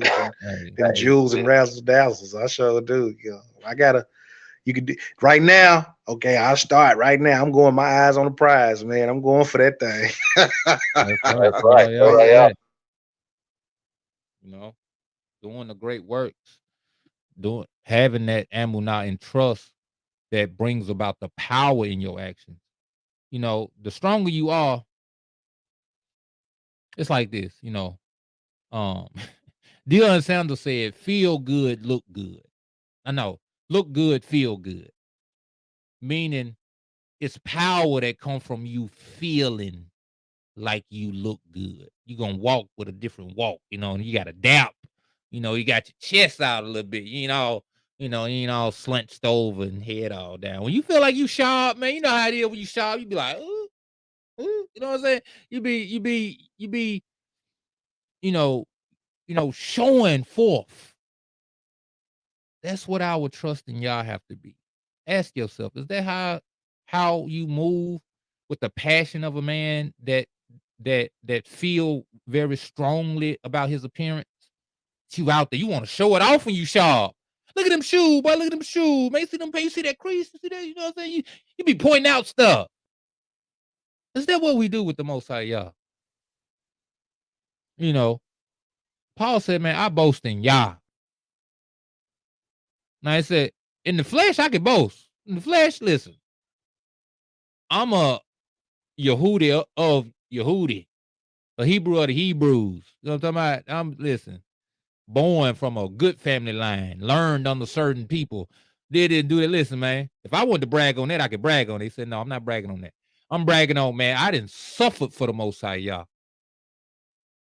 And I wouldn't even bring it up if I ain't need to let y'all know who you dealing with. You know what I'm talking about? He said, listen, man, just so you can have an understanding what's going on here.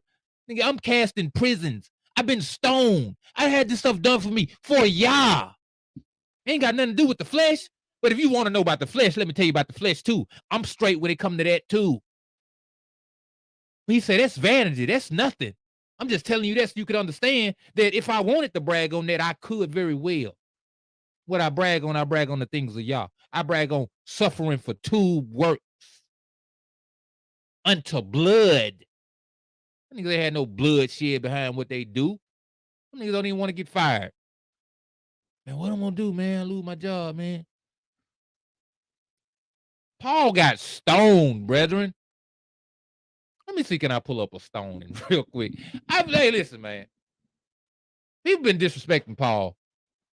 I want to pull up a stoning because they had him on the internet. I want y'all to see. I want y'all to see. Look, got one. 28 seconds. Taliban doing it. Look here. Look here. Paul did this for the truth's sake, brethren. They said, don't speak in the name of Hamashiach. He said, man, listen, I don't know what y'all talking about. It's better to serve men. Excuse me. It's better to serve Yah than serve men. Now, granted, I know Peter said that, but there was also Paul's mindset too. Right? Let's watch this stoning. Let it be a testimony about what we say we won't do. I don't want to serve. I don't want to submit. I don't want to rule. Let somebody else rule. I don't want to, whatever it is you insecure about, it's nothing. Could you put yourself through this? Watch this thing, man. Hold on. Oh, yeah. I'm tripping. Give me 1 second. I got to actually click on the video to bring it up in the tab. Okay. Y'all ain't never seen a stoning. You about to see it here now.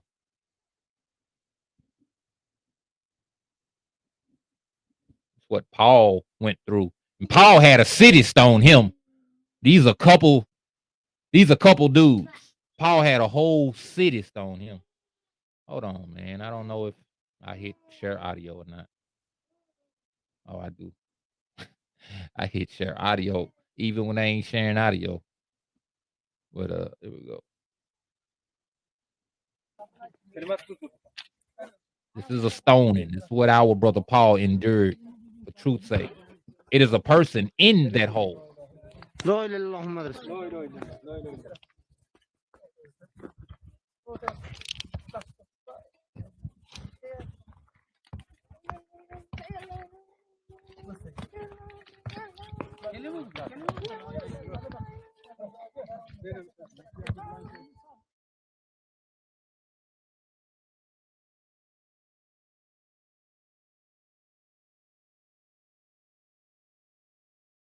They had a hole dug out, had that man in that hole, and they pelted him with stones. Man, woman, whoever it be, that's how they do it. Dig a hole, pelt you with stone. That and them rocks hurt. Man.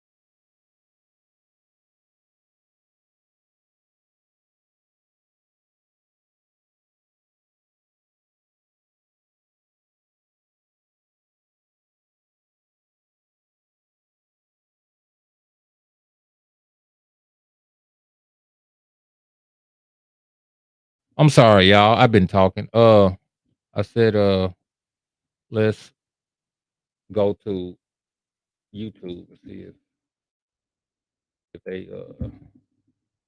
got something.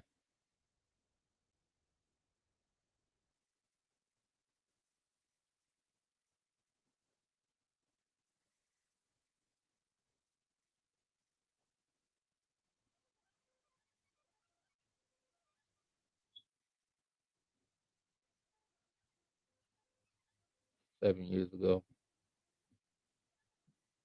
Taliban tortured woman in public. Oh no, they doing chainsaw beheadings live. They doing the most with it.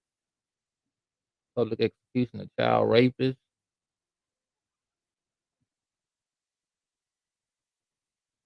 They only got this woman on here.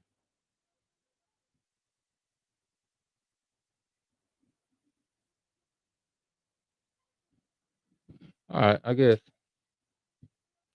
let's do the two then. Let's do the two. It's the same one, but it's longer.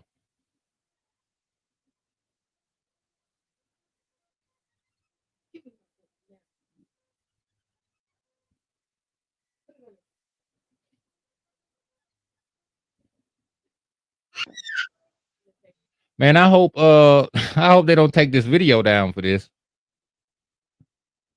They might take Do the fair use act. Say the fair use act then or something, you know, right? Can you do it like that or what? A what? You The say? fair use act. You know, I think you Oh, gotta make yeah. it, you know. I got that up, but still they got certain things for violent content, but some people got off of this thing. They didn't want to see. There we go. Stoning. وتبدأ القصة بتجمع الرجال، بعضهم يرتدي العمائم وبعضهم يحمل السلاح.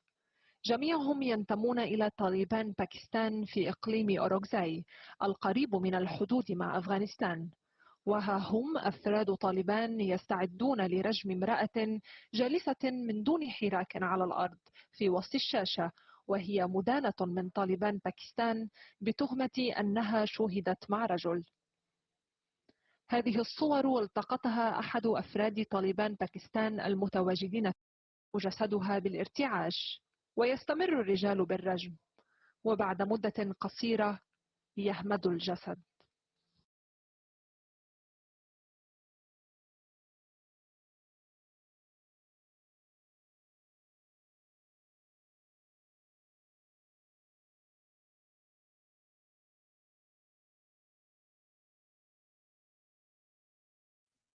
This is what Paul endured and survived, mind you. He survived it, endured it, and survived that thing. You know? This Why you just keep bringing my stuff? Are you trying to bring it to me? Nice. But stop it. I played that to play, you know, if we had people to endure these kinds of things for righteousness' sake, how much more could we endure people talking about us or losing jobs or losing anything, losing spouses, losing children, whatever we might lose, if we lose it for righteousness' sake, it is well worth it, right? Because at the end of the day, you'd probably rather have to lose a job lose a spouse, you know, some people, even a child, not by dying, but a child not wanting to act right, not wanting to come into the truth. You'd rather that happen than to take some of these rocks, you know. And as y'all see, you got to lay there. You got to lay there and take them stones, man. We're not talking about no pebbles. Them people was throwing real deal pieces of boulders. And they trying to hit the head. They trying to hit the head. They know that's the kill shot. Boy, what are you just just got puke all on his hands. No, nobody wanna hear all that. Shh.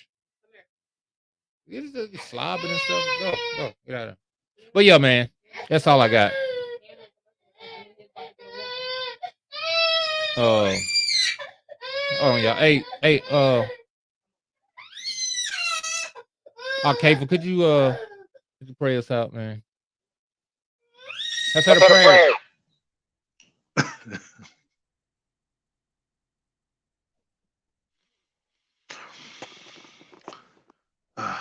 Total about Yahweh, hallelujah.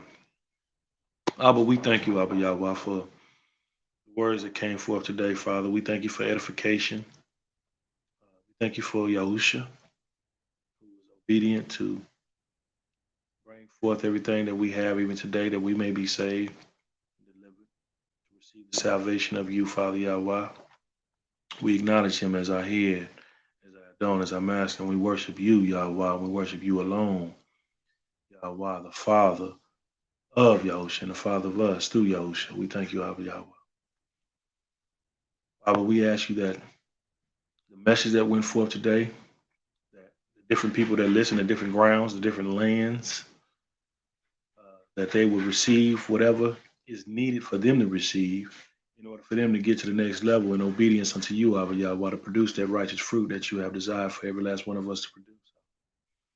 We also ask you that you would allow every individual, Abba Yahweh, that you have called forth in the ministry of Mashiach Yahusha to move in the fullness that you require for them to do, that the ministering gifts that you have given by way of your Ruach will be moving and be working properly, that all that here may be brought to the knowledge and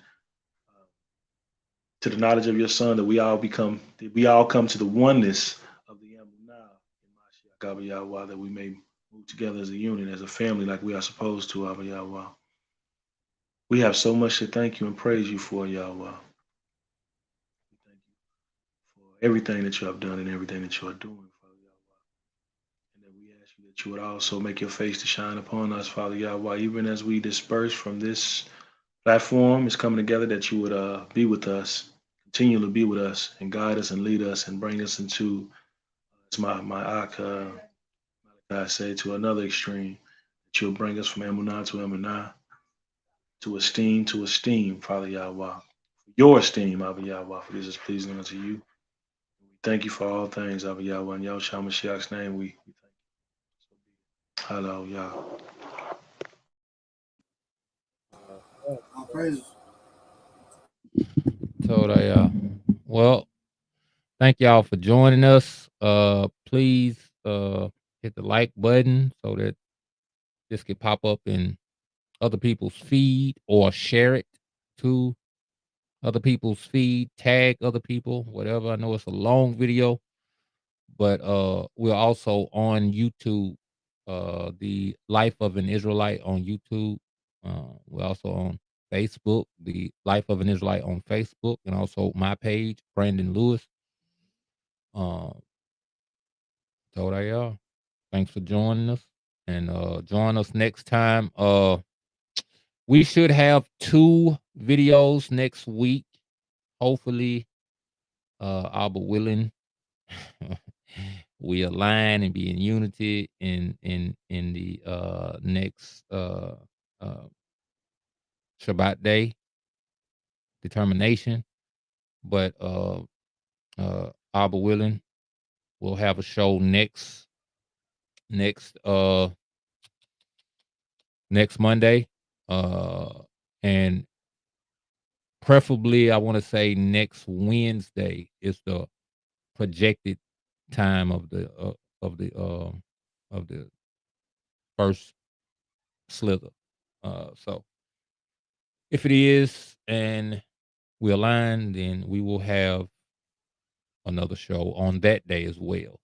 Right. So all praise to the I was gonna say too. I just want to say because sometimes people buy it. It just came across my mind. The first sighting of light. I want to say light instead of slither because people try to take that like it's snaky or something. You know, the first sight of light. You know. So I understand now. Yeah, I just like first sign of light. Yeah, first sight of light. The beginning. So yeah. All honor and understanding to the Most High Yah. Thanks to the Son Yahushua HaMashiach. It's 12 tribes, but one nation. One nation. Hallelujah.